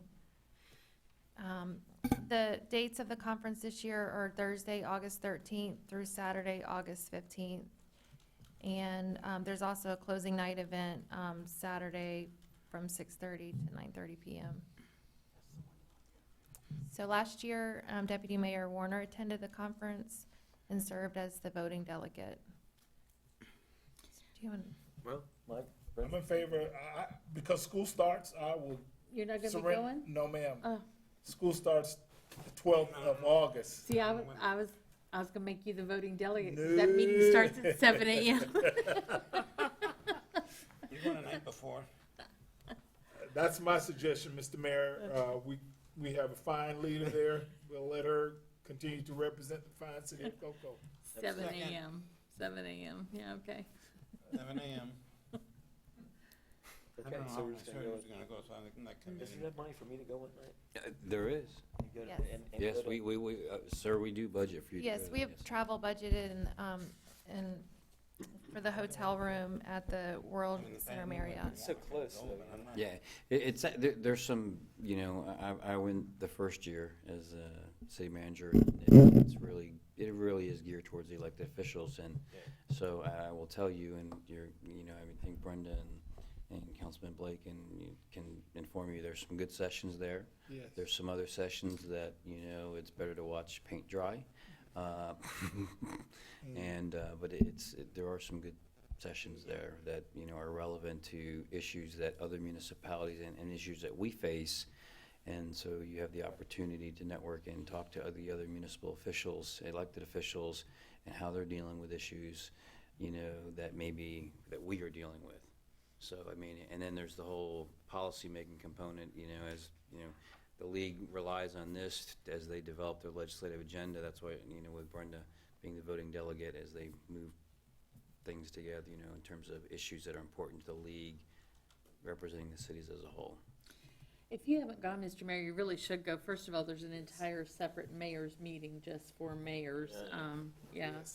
Business meeting for mayors, but some of the workshops are really good, and it's a really good place to, like John said, look at things that other cities have tried that have either been successful or haven't been successful, hear their points of view. It's just a really great opportunity to see what other cities are doing and get some new ideas.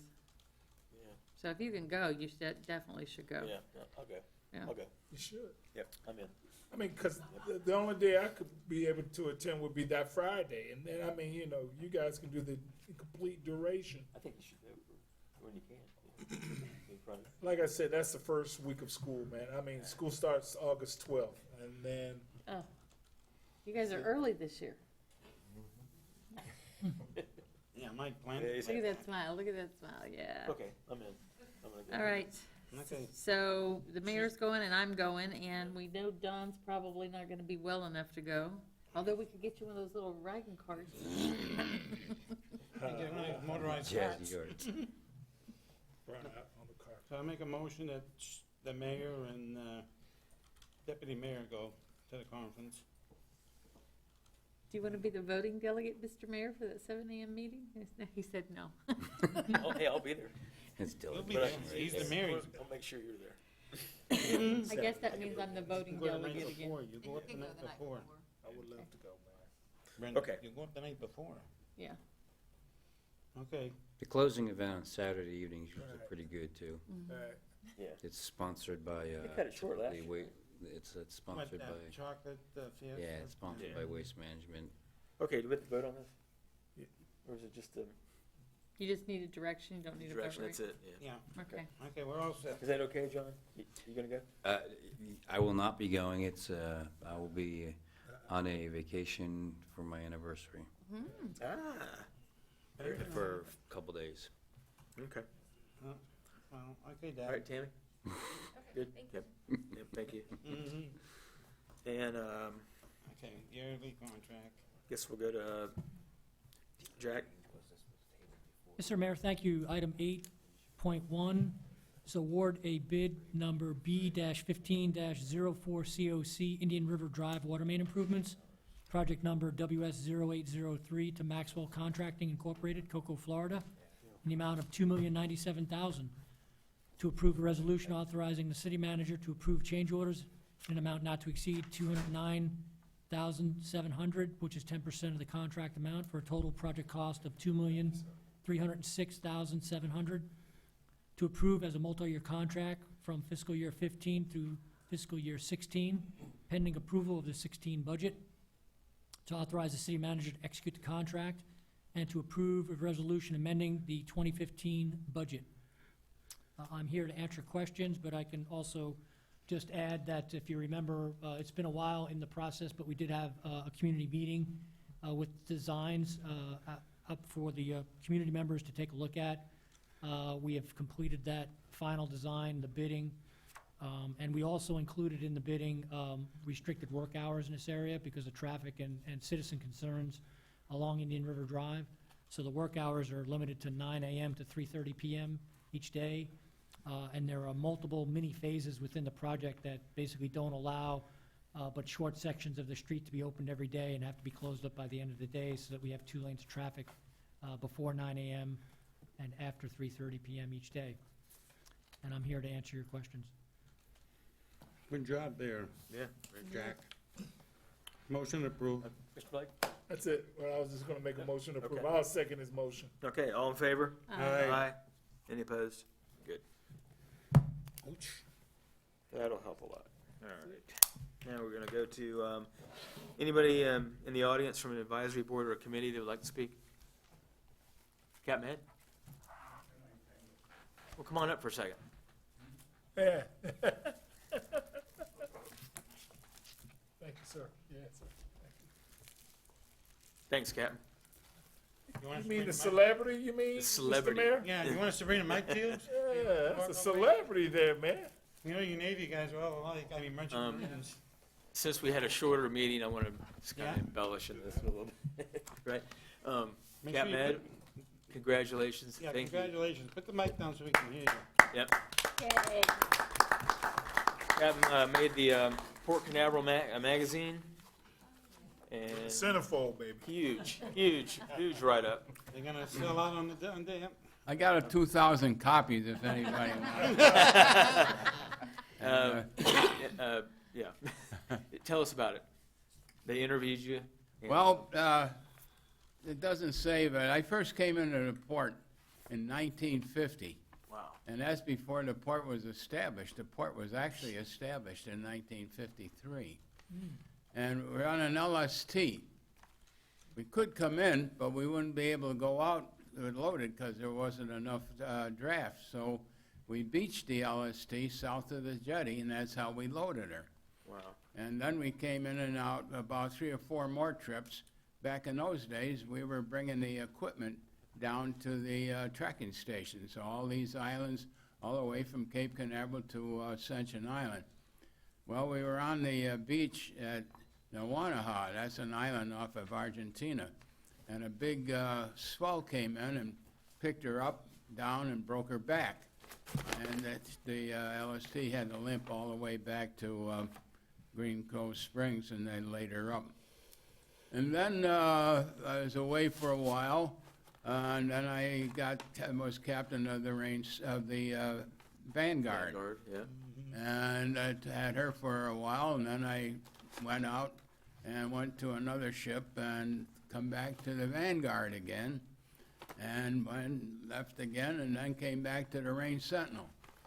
And that's where I really got to know a lot of people, because I used to take the people out, 240 people. We would take them out during the day to watch the operation.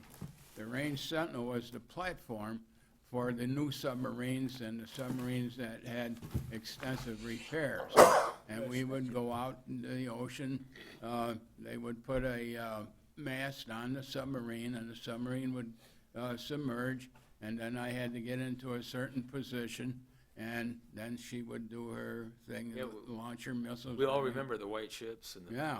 all that. Well, operation. my Range Sentinel But that was great. that was great. That's It was right. great. The The Vanguard other- was white. The other, Yep. the other 3 were, the Redstone, Yeah. Vanguard, Vandenberg, and the Range Sentinel. Those 4 were stationed here. What about the Monitor in the Civil War?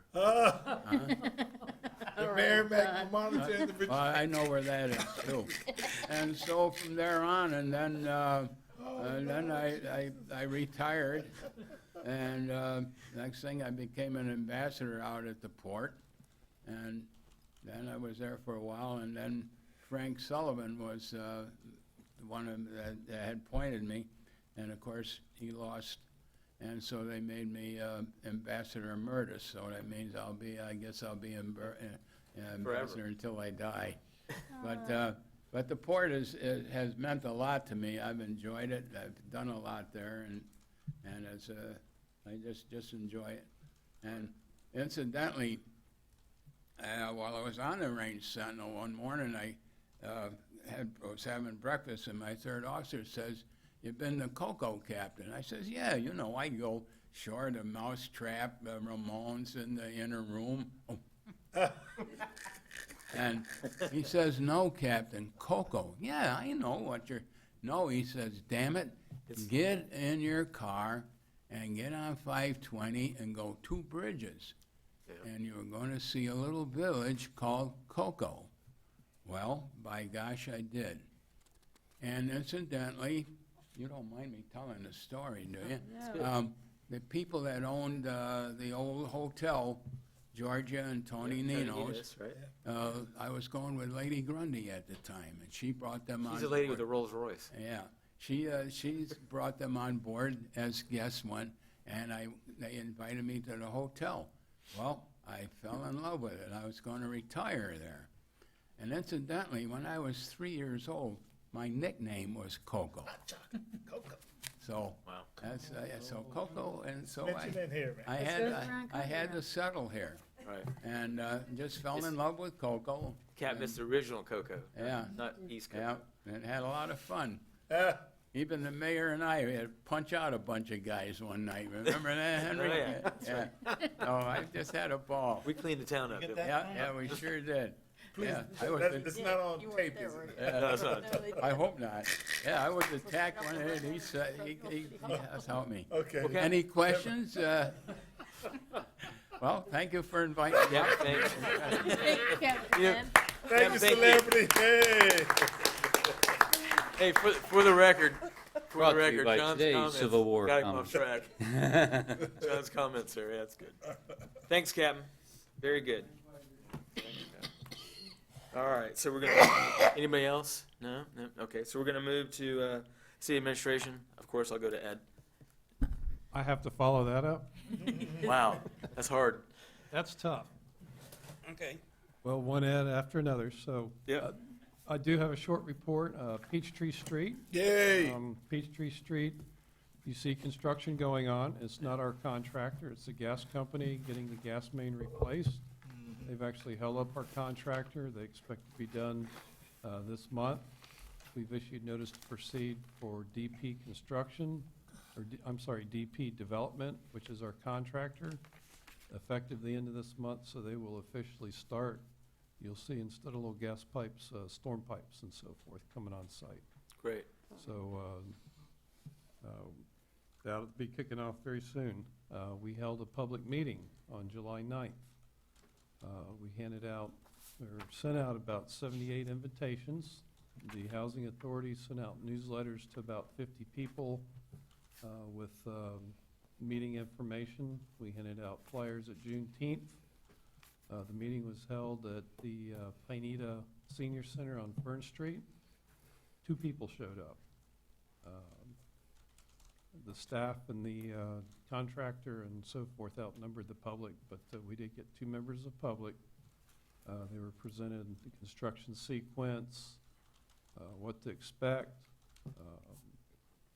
some exhibit boards on the maintenance of traffic, how the traffic was going to be routed, and also they brought up the favorite subject of the traffic signal at The signal. Fisk and Peachtree. Yeah. Both those people, one was a business owner, one was a resident, had no objection to taking out the light. Staff proposes to take the light out and make it a 4-way stop. It's more conducive to a neighborhood-type setting that a complete street tries to promote. So we're proposing, when the contractor starts, one of the first things we do will be to issue a deductive change order to delete the traffic signal. And that would be a cost savings of about $108,500. So if there's any questions or comments, No, And Ed, can you mention how you also, in addition to those outreach efforts, you also reached out, the contractor, to the local businesses such as Crest Cleaners and others, just to kind of get their input, and that they were okay with the Good. traffic light now that they seen yes. The biggest negative comment we got when we instituted the light, it's been on flash since October. Crest Cleaners, Lang Houston was quite opposed to it. Yeah. We've met with him. He said traffic backed up past his business. We went there and observed it, and it seems like traffic is moving smoothly now that people are used to the Get used idea to that it. It was it's a 4-way confusing. stop. It was. Yeah. Yeah. I actually just got a call from someone in Rockledge that said, you really need to fix your light. It's been on flash for the last few months. So I guess they didn't see the stop sign, so hopefully they know what a flashing red light means. Anyway. It wasn't a citizen, so, okay. It was from our sister city to the south, so. Yeah. But anyway, Good. We're proposing to take the light out. We think that it will operate. We've had it on flash for quite a few months. And I think everyone's finally figured it out. So, Good. What is the tentative date of the removal of the lights, sir? when the contractor gets started, the whole road, including the signal, will be turned over to him, and I would anticipate that he will take that light out one of the first things. Obviously, the stop signs will still be there. So I would say, probably early August, you'll see Okay. go away. And if people have any additional questions, who shall I direct them to? I think that would be me, so, Okay. yes, I will Very take good. those questions. I'm called You sure you don't want me to call the city manager's number? I think you had the right answer. Well, it depends what time of day it is, but, Yes, sir. no, I would be the one to contact. Okay. That's pretty good. Thank you. Is that it? That's it on Peachtree Street. That's all I've got. Okay, thanks. Mick, No report, sir. I appreciate it. Good. I laugh at John. John's, do a lot of reading. A lot of reading coming up here. Chief Cantaloupe? No report, sir. Okay, good. No Chief Prince? report, sir. Okay. Steve? Just a quick update on the on-street parking issue for Riverside Drive. Actually, myself and Ed went out, we did a little, we took some measurements and kind of wanted to see if there was an opportunity out there to provide some on-street parking. And it kind of looked like there is enough of a width there in the right-of-way where we could accommodate, on one side, in certain locations, some on-street parking. So rather than, we've kind of think, rather than restricting the parking and making it all no parking and forcing people to, what they would probably do is start parking on the side streets, is actually to look at seeing if there's some areas we can allow some on-street parking, also some on-street parking on Oak and Derby in certain locations as well. And I think that would kind of hopefully help alleviate the situation. There seems to be room where we could provide on-street and then also have enough for the cars to pass through. So what we're going to do is we're going to notify all the affected property owners. We're going to have a community meeting. We're going to bring them all in. I'll be there, Ed will be there, we'll have PD there, kind of present to them what we think could work, get their feedback, and go from there. That's a good idea. That's the right thing to do. Oh. And, John, go ahead. The other opportunity is when you have that dedicated on-street parking, when we have events that, whether it be the marathon or the triathlon, you could eliminate the parking and you would have dedicated space for the competitors, to they have a dedicated lane rather than trying to dodge like that issue that we had previously. Yeah. Okay. I mean, it's a touchy subject. I see both points, on each side. I know back in the old days when I went to League of Cities conferences, remember these guys would come in that would want to redevelop neighborhoods, and they'd, like I said before, they want to, cars parked on the side of a road of a historic neighborhood. It's like hunks of metal, and it kind of takes away. It's a takeaway, So I mean, it's going to be up to the neighbors what they want. Yeah, I think we can help to restrict where they park on Riverside, and right now maybe designated. They're kind of all over the place, and they park very close to the intersections, and that creates safety issues. And so if we can prevent them from parking in certain locations and allow them to park in other locations where it's safe, maybe we can kind of make an accommodation for most people there. So, and we will certainly make sure we let council and yourself know when we're going to have that meeting. Okay. That's all. Yeah, thank you. Jack? Yes, sir, thank you. I have one item I'd like to talk about. About 2 weeks ago, we had an incident at the wastewater treatment facility, the Jerry Sellers treatment plant. And I could talk about that incident in detail a little bit, but what basically happened, we had a biological process that affected the plant and the output of the plant, which affects our reclaim. And that created a problem where we weren't able to provide reclaim for about 24 hours, from Sunday through about Monday afternoon. And so, I have to apologize to council and to the customers because unfortunately, that incident didn't get posted on the website on Sunday or on Monday. And by the time, basically, I found out about it and got on top of it, they'd already gotten the thing kind of back online. But I've already met with staff, and I've also made some changes to the operator's book about who to notify, because I think there was a breakdown. The managers all knew, but they were, not there, obviously, so it was up to the chief operator, and there was a little bit of breakdown in communication, but we've been able to address that. But the other part I wanted to discuss just really quickly is the wastewater system works on a biological process. It takes the natural microbes, takes sewer water and turns it into gray water that we can use for something else. And when we have industrial dumping or other things that enter the wastewater system, it can kill the bugs, it can affect the pH, it can do a lot of different things, and it creates a problem that the operators spend a lot of time correcting.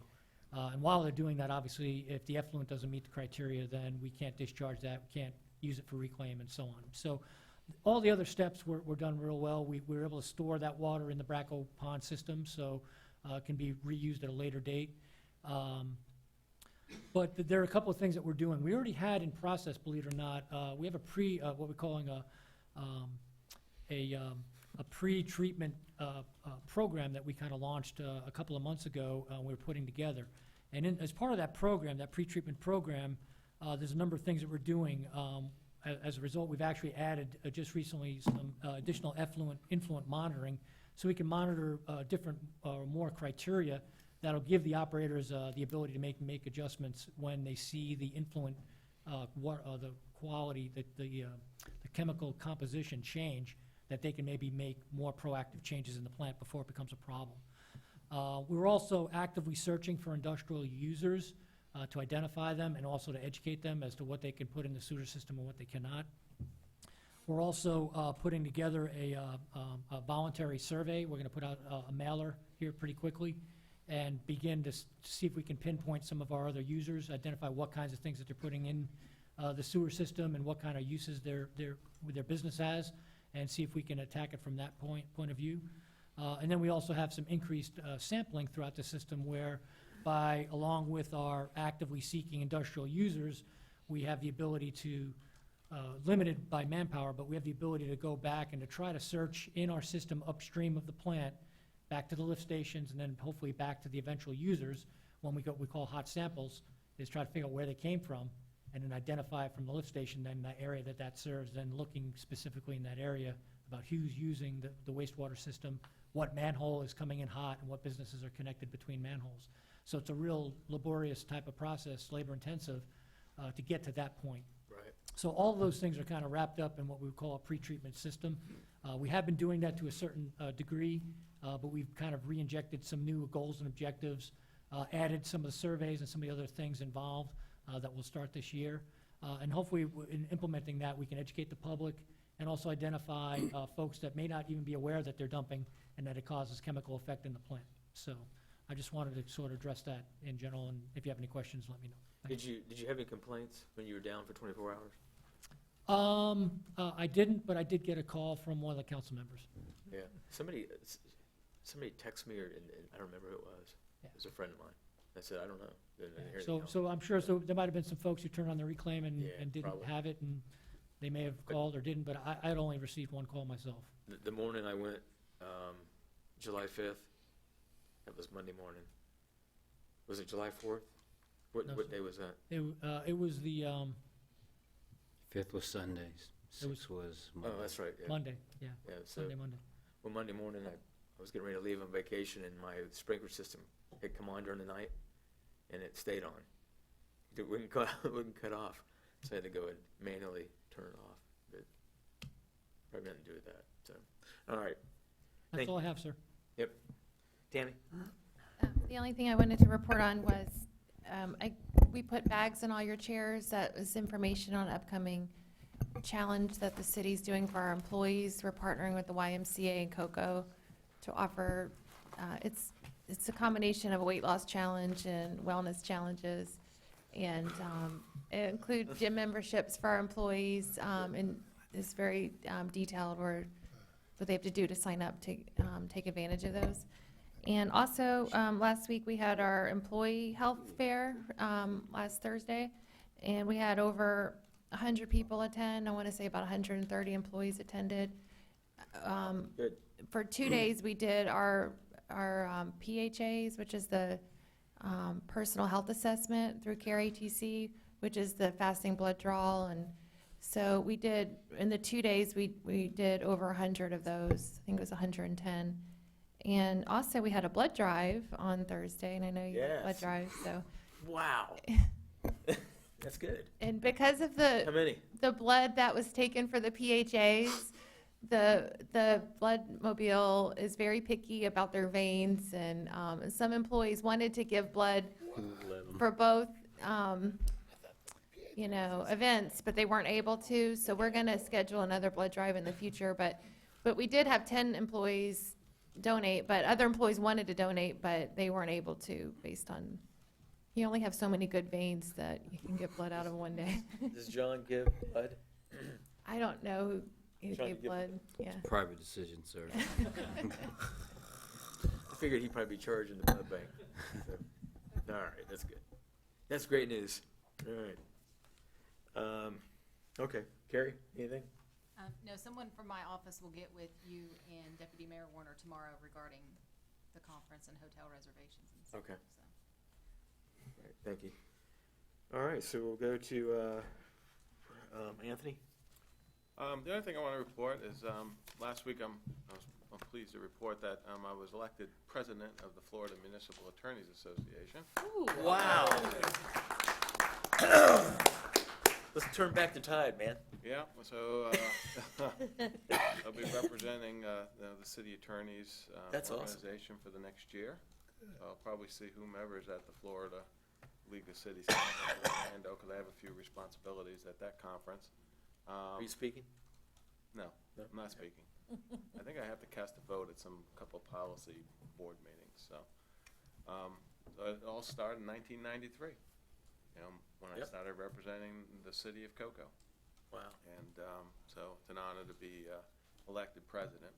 And also at the conference, just wanted to report that Cocoa's participation in the Cape Coral amicus brief that went before the Florida Supreme Court on the fire special assessment was mentioned a couple of times, and very much appreciated by members of the organization. Here we got a letter from Cape Coral too. Right. Wow. So, Congratulations. report. Thank you. Wow. Very good. Congratulations. Good stuff. Man, that's good to know. Oh. Okay, so we're gonna go to John. Yeah, passing out a document that I received via email today. It's, it's come to attention that that document right there is going to be distributed and potentially discussed at a Brevard County Citizen Budget Review Committee meeting tomorrow. I think you'll find it, I don't know, it's humorous that they're using 2007, 2008, and 2009 data. And it's just kind of like, let's dust off the old, CRAs are bad type, plan, but it just, they even provide definitions of slum and blight and what blight really is, and so. Do we know who produced this document? No. Looks like Or It's- Bears Bend. It's blighted. But I just want to let you know that's happening. It's going to be Wednesday, July 15th. That's Wednesday, July 15th, tomorrow at 10 a.m. in Space Coast Room 2725. It is the Citizen Budget Review Committee meeting. I will not be able to go, as much as I really would love to go and talk about I this. wanna go. There's some negotiations tomorrow. However, I have discussed the matter with Steve, and him and Susan will be going, and if any member of council wants to go, we certainly will voice our concerns. I mean, I think if there was ever a community in Brevard County that met the spirit and intent as it relates to the Florida Redevelopment Act of 1963, it is the city of Cocoa. So would not comment on the efficacy of other CRAs in the county or elsewhere in the state, but I can only speak to ours, and I feel we fully meet the intent and the spirit, and we follow, and we don't, are not, and I see, we are by far, we don't even budget close to what some of these have in bonded debt. So, but anyway, they happened to pick the peak year prior to the market falling to identify how much money was, going away from those municipalities. So just want to let you know about that if you're available to attend. I know Steve and Susan possibly will be attending. And then on the following day, you already know Steve will be there for to represent the city at the county commission meeting with regard to the school impact fee. Each of you were giving a book, the budget book, and to help make it a little bit easier, I can start reviewing it, and we can start on page 1. No, I'm just kidding. Just want to get, just briefly, we have an August 4th budget workshop, and we'll be reviewing this. Essentially, you're looking at about $34.6 million general fund budget, but I want to provide a caveat to that. There is no additional revenue related to the fire assessment because that decision needs to be made. I think we've discussed the issue with each of you, as it relates to the fire assessment, the projections, and then also the fact that as we've worked with our consultant and what was a valid number probably 2 years ago in terms of $6 million related to fire stations is now is closer to, it's minimum $8 million, so there's a decision to be made, but there's no additional revenue related to the fire assessment in this budget, because until we make that decision, we won't know how to do that. So we can talk about that. Eric with Burton and Associates will be here for the budget workshop, so we can run the interactive model, and you can ask the what-if scenarios. And so it's a $34.6 million budget, which does represent a $3.8 million reduction from the current year's budget. I think staff and the directors have done a good job in terms of carrying through on our commitment to reduce the O&M expenses. I will tell you, we still are in negotiations with all three of our collective bargaining units.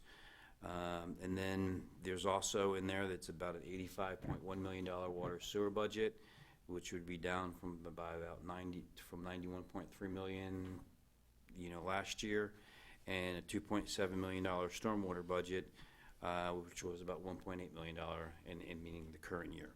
It does include a 16-page CIP. You'll notice when it comes to the fire station, there's the asterisk subject to the funding availability. It's something that we have to, at the bridge that we need to discuss at that workshop.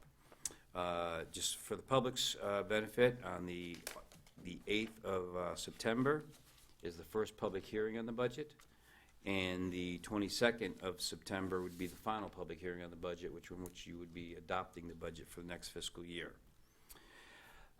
With that, at the August 4th meeting, I'll probably try to poll council on the idea of what day we can get together to discuss the legislative agenda, as Jerry mentioned, since they've accelerated the session.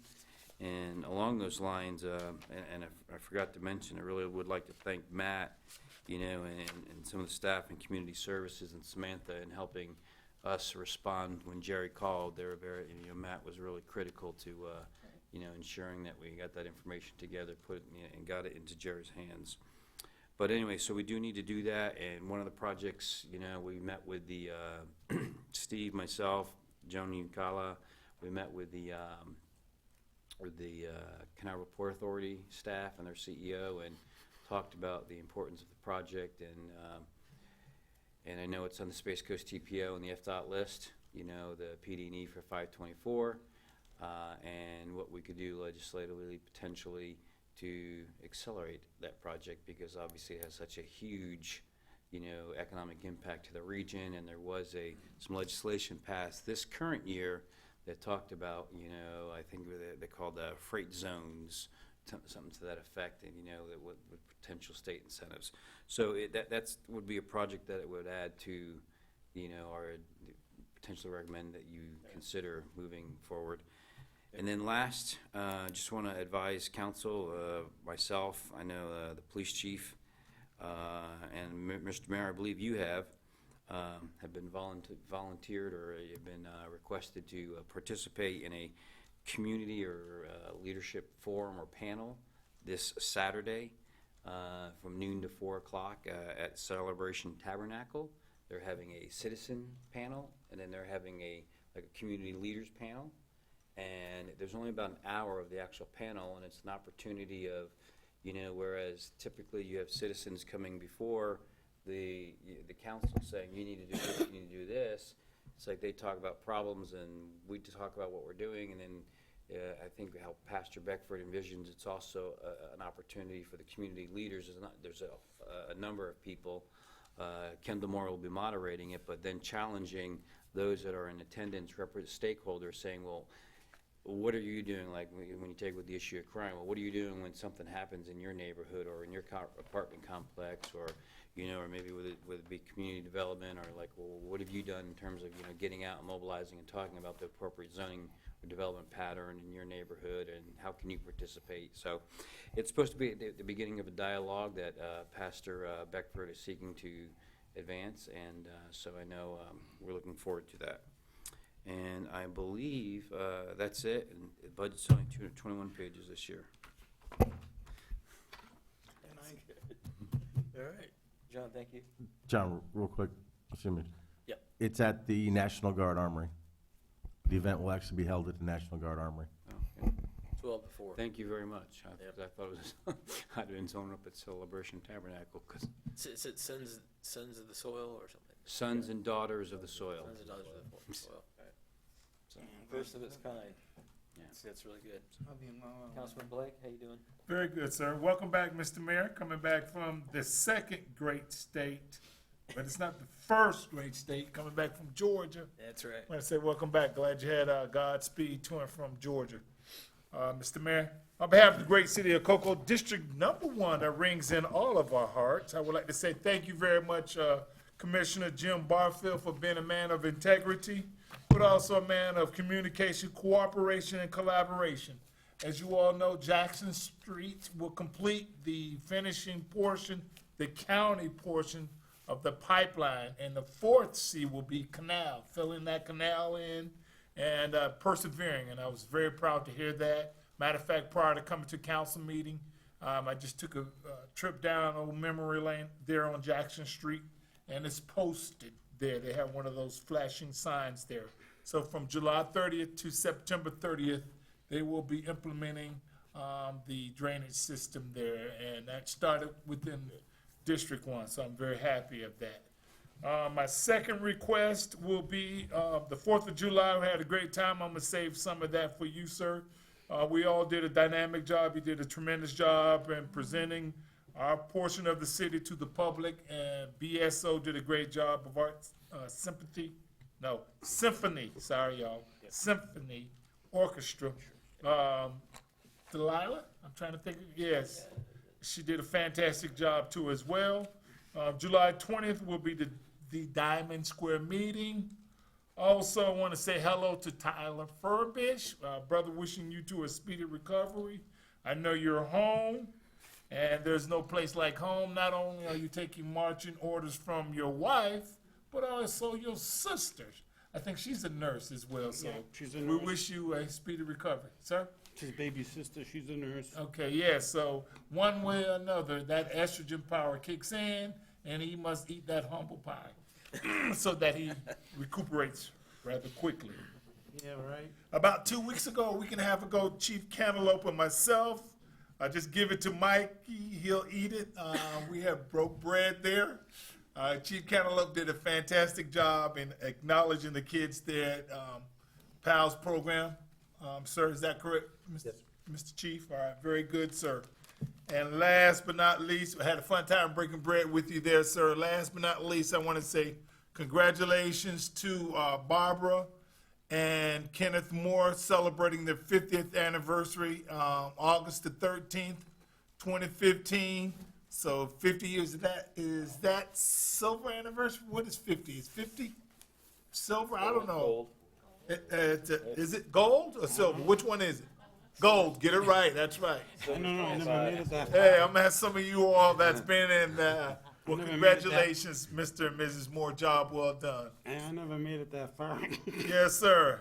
To conclude, it says, "Oh, magnify the Lord with us and bless this holy name." Psalm 34-3, Scripture 3. So, job well done. And this concludes my portion. Oh, one more thing, Mr. Mayor.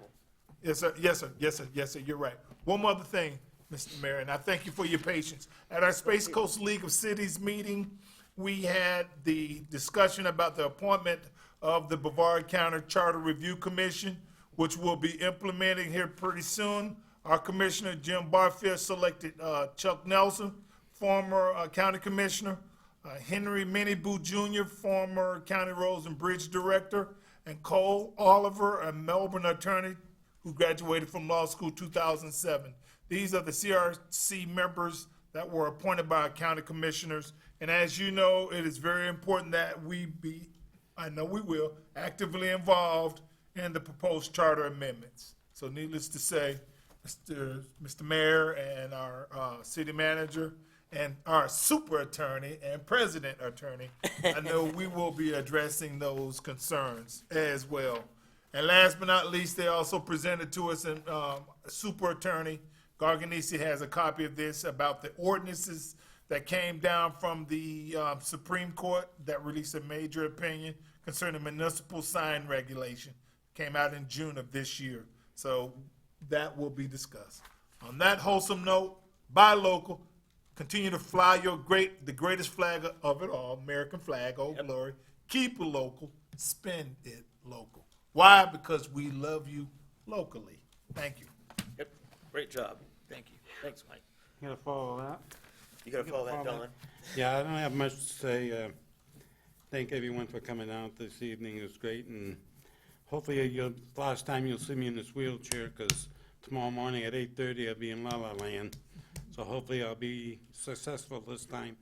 They say 5's a charm. Let's see how it goes. Thank you. All right, Don. Yeah. Yes, good luck. We'll be checking on it. Godspeed to you, brother. Yeah. Deputy Mayor?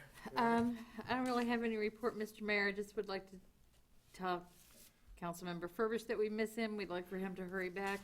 And would like to encourage, although I know our merchants in Cocoa Village have businesses to run and they're busy, if anybody could possibly go to the meeting tomorrow, the county commission budget meeting where the CRAs are gonna be developed, this packet that we just got, It's crazy. well, yeah, it is crazy, but It's crazy. I think one of the things that it says in here is that CRAs operate under the false premise that government is able to stimulate business or prosperity. I think every merchant in Cocoa Village will agree that what's happened with the CRA in Cocoa Village has definitely stimulated some business in Cocoa Village. So if somebody from Cocoa Village would like to go speak to that effect, that would be nice, because some of these things are just ridiculous. They're actually frightening that they're gonna publish this and people are actually gonna believe it. So anybody who can go and refute what this says would definitely be appreciated. I mean, I've been involved in the CRA fight with the county before, and it's never been this bad before.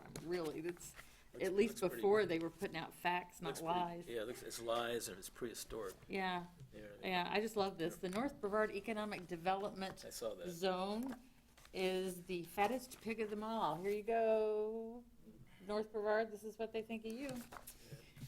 I'm glad you didn't have any report. Brenda, thank you. I'm just amazed at this, absolutely amazed. So no, that's not my report, that's just encouraging people to go out and fight these lies. Yeah, it's just, that's crazy stuff, Yeah. you know. That's it for me, Mr. Mayor. Okay, thank you. And just gonna briefly go through this. Again, congratulations, Super Attorney Garganese. Man, you're rooting for an attorney. That's good. And, Felt like rooting for the Yankees, I think. oh, here we go. Here we go. All right. Okay, congrats. And again, Sheldon Law School, not in baseball. a lot more happens up here than you think.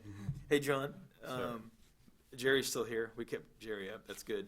Let's get working sooner than later on the ask list, and we'll put it on us. We'll do a better job. We'll work the system better too. So. And Jerry's right. We need to get that ready. And US 1 construction. Ed, anything new on US 1 construction? Work is progressing. They expect it to be done, January, February. Okay. Yeah, me too. That'd be good. Thank you.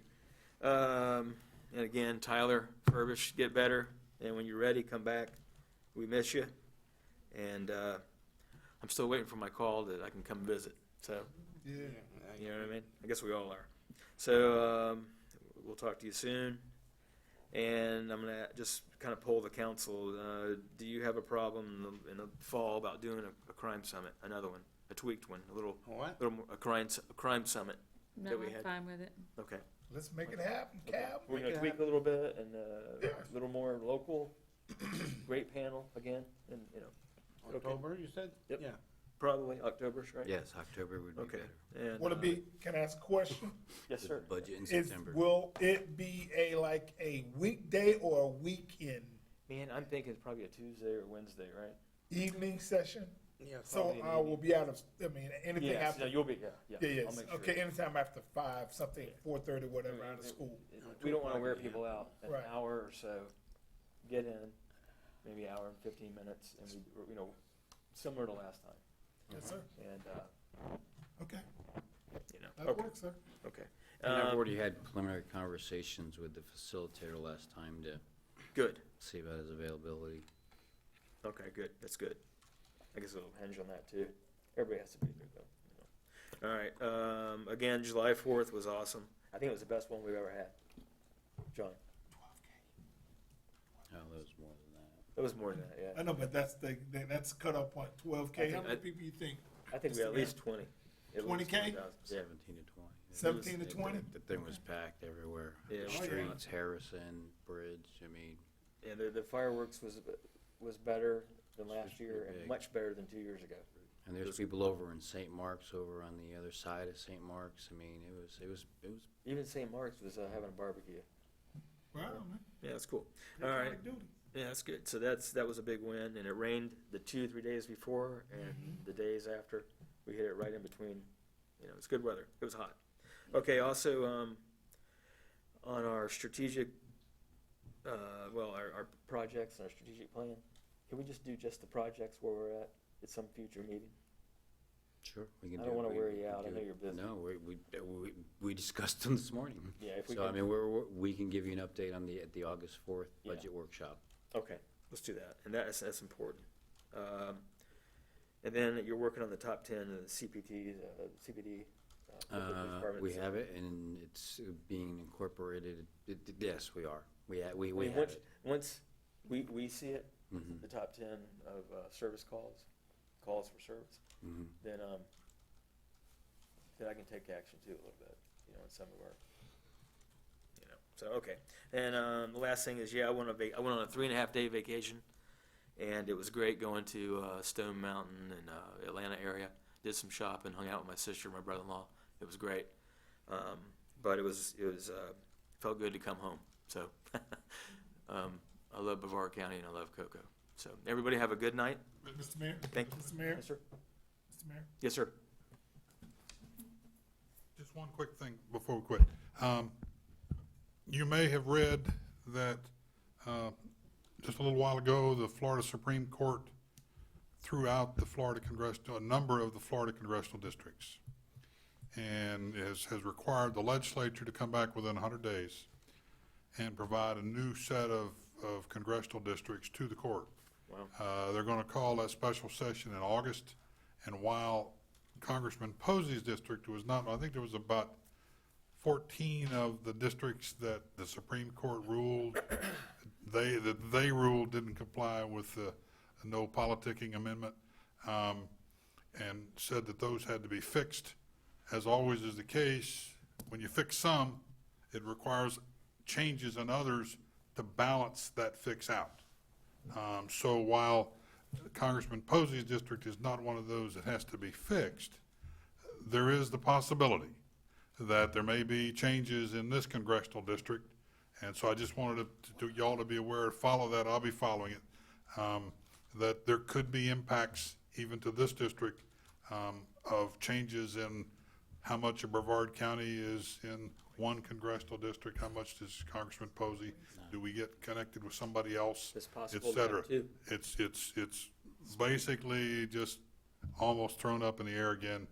And I mean, it could even go back where, like in 1992, the legislature tried several attempts to redraw congressional districts, and the court didn't like any of them, and the court ended up drawing up the districts.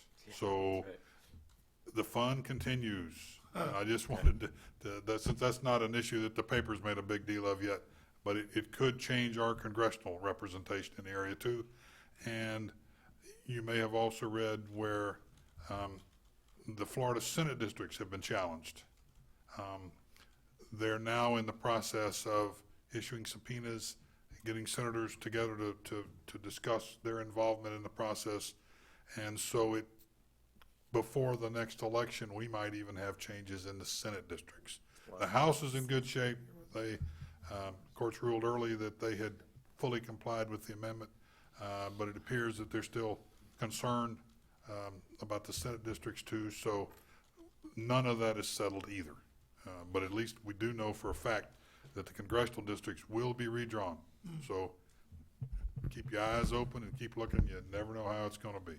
Wow. Thank Okay. you. Thanks, Sherry. Thanks, Jerry. Everybody have a good night and fly those flags. That's right. Amen. Motion adjourned. Second? All in favor? Aye. Aye. Jump the gun. No, that's right. No, you didn't. You waited. I didn't want to. Divide and conquer.